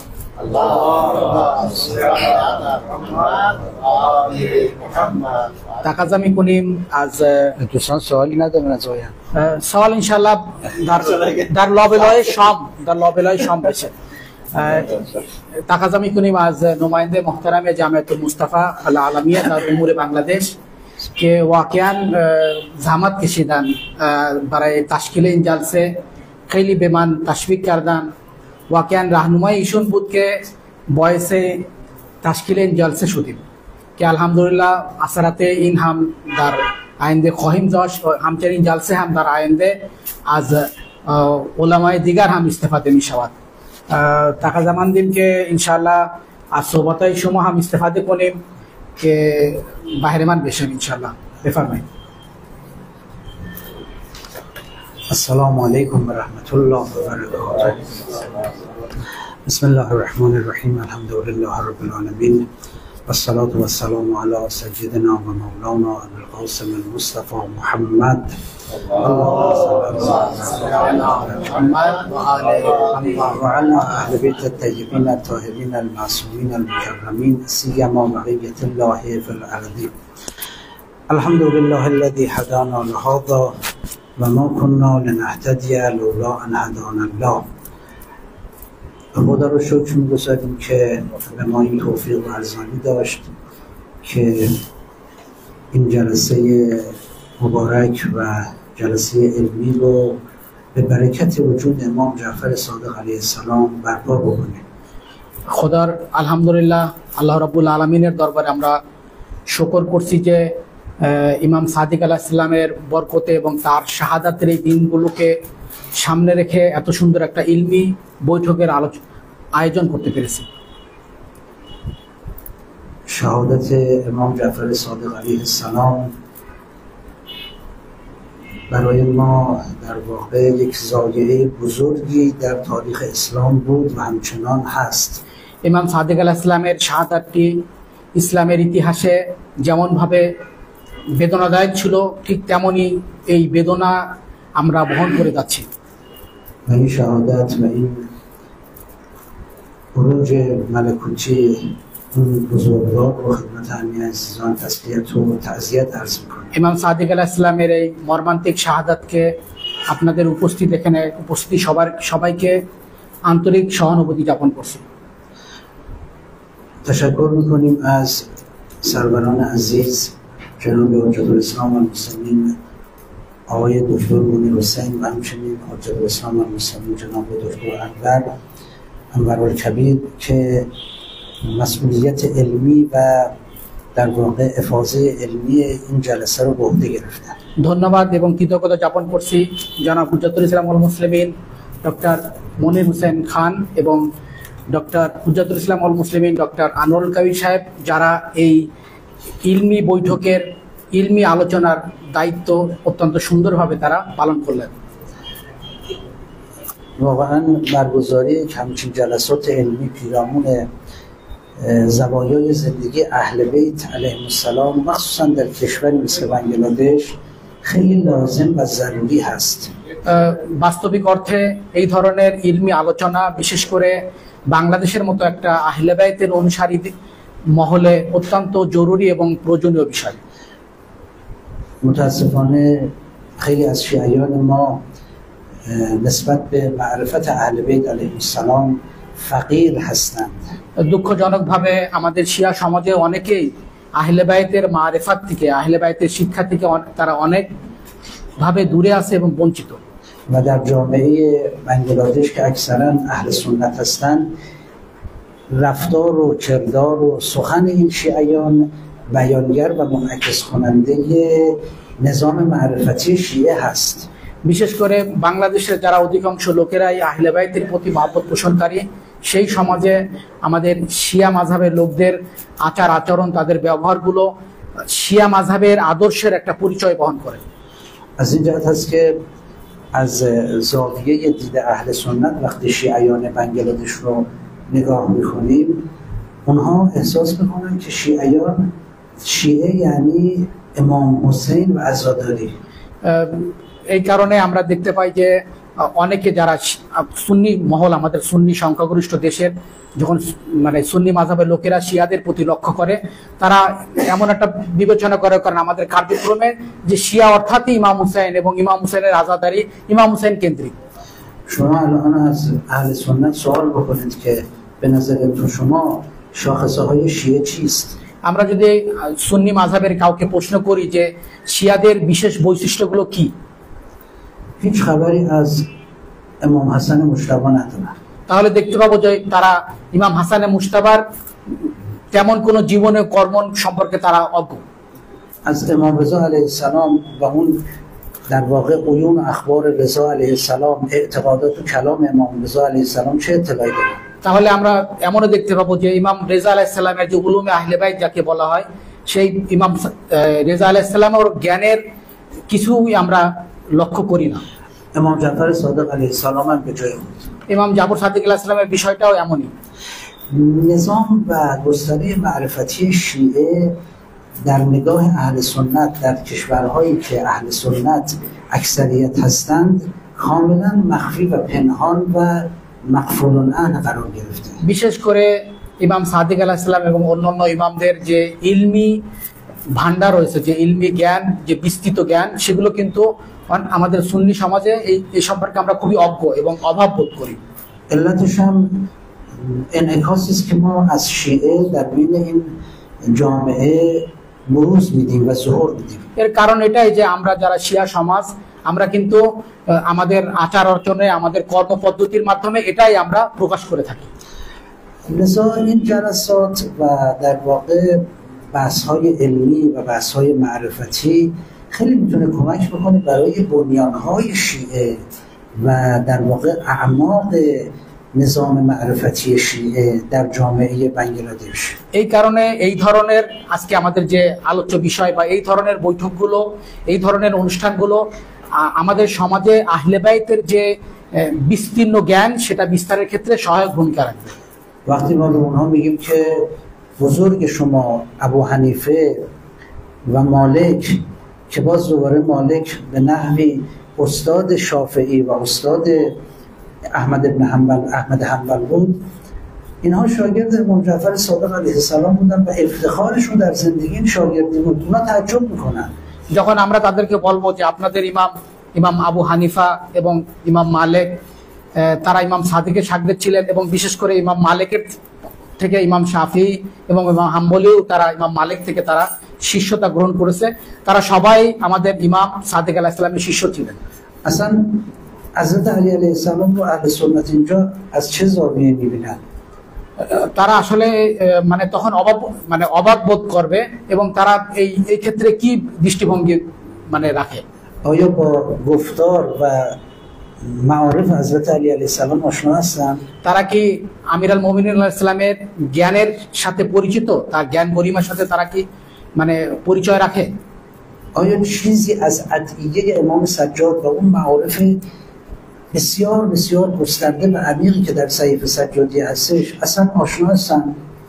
ইমাম সাজ্জাদ আলাইহিস সালামের যে জ্ঞান ভান্ডার, যেমন সহিফে সাজ্জাদে, এবং তার থেকে যে অত্যন্ত চমৎকার যে দোয়াগুলো আসছে, সেই দোয়া সম্পর্কে কি তারা কিছু অবহিত?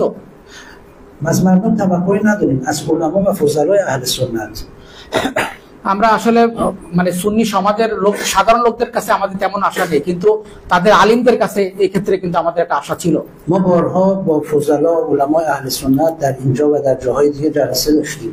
আমরা অনেক ক্ষেত্রে অনেকবারই সুন্নি মাযহাবের অনেক আলিমদের সাথে আমাদের এই কেন্দ্রে এবং বিভিন্ন জায়গায় আমরা তাদের সাথে আলোচনায় বসেছি। وقتی که یه چند پیام از نهج البلاغه و یا چند تا سرآغاز ادعیه صحیفه سجادیه رو من خودم شخصا اینو امتحان کردم و تجربه کردم، برای این عزیزان میخونیم اصلا مبهوت میشن. আমি অনেক সময় দেখেছি যে যখন তাদের সামনে সাহিফে সাজ্জাদিয়া এবং নাহজুল বালাগার কোনো বাক্য, কোনো দোয়ার অংশ তাদের সামনে তুলে ধরি, তারা অবাক হয়ে যায়, তারা মনে হয় যেন প্রথমবার শুনতেছে এমন। واقعا جامعه علمی و نخبه بنگلادش مسئول هست در برابر این مسئله که چهره اهل بیت رو، اون چهره علمی، اون چهره معرفتی و اون چهره ماندگار و تاثیرگذار از اهل بیت علیهم السلام رو به جامعه منتقل بکنه، حداقل به فضلا و علمای و نخبگان جامعه بنگلادش در واقع منتقل بکنه و منعکس بکنه. আমরা যারা আহলে বাইতের আলিম বিন্দু আছি এবং আহলে বাইতের শিক্ষিত যারা আছি, আমাদের দায়িত্ব যে আহলে বাইতের যে জ্ঞান ভান্ডার সেগুলোকে আমাদের সমাজের লোকদের কাছে তুলে ধরা, বিশেষ করে আমাদের দেশের যারা, বিশেষ করে বাংলাদেশের যারা আলিম সমাজ আছে, শিক্ষিত সমাজ আছে, তাদের কাছে আহলে বাইতের এই জ্ঞানগুলোকে তুলে ধরা। این جلسه در واقع جلسه است، آغازی است برای اینکه انشاءالله یک همچین اموری در میان جامعه مسلمان بنگلادش گسترش پیدا بکنه.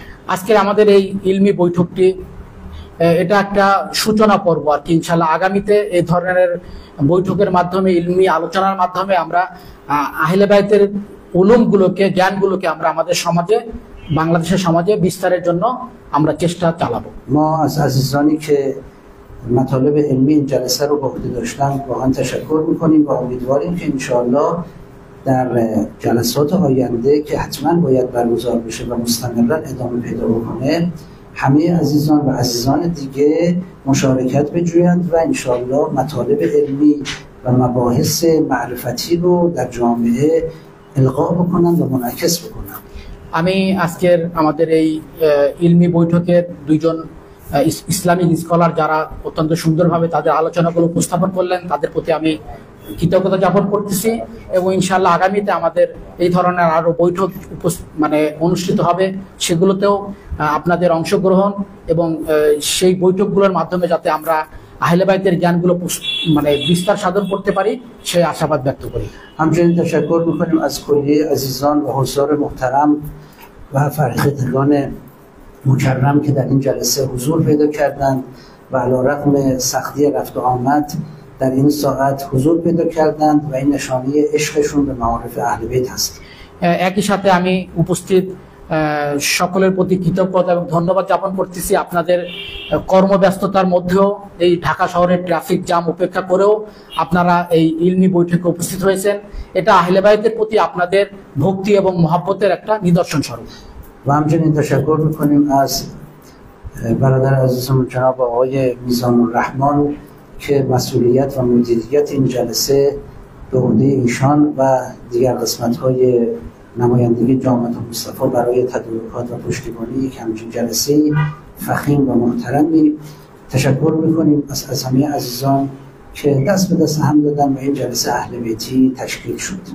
একই সাথে আমি আরো ধন্যবাদ জানাচ্ছি আল মুস্তাফা ঢাকা প্রতিনিধি দপ্তরের যেসব কর্মকর্তাবৃন্দ, বিশেষ করে গবেষণা বিভাগের দায়িত্বে যিনি আছেন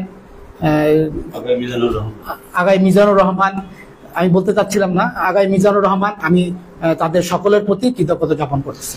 انشاءالله که موفق و مؤید باشید و انشاءالله که همواره در برپایی و گسترش معارف اهل بیت همه ما پرحرارت، کوشا و پرتلاش باشیم।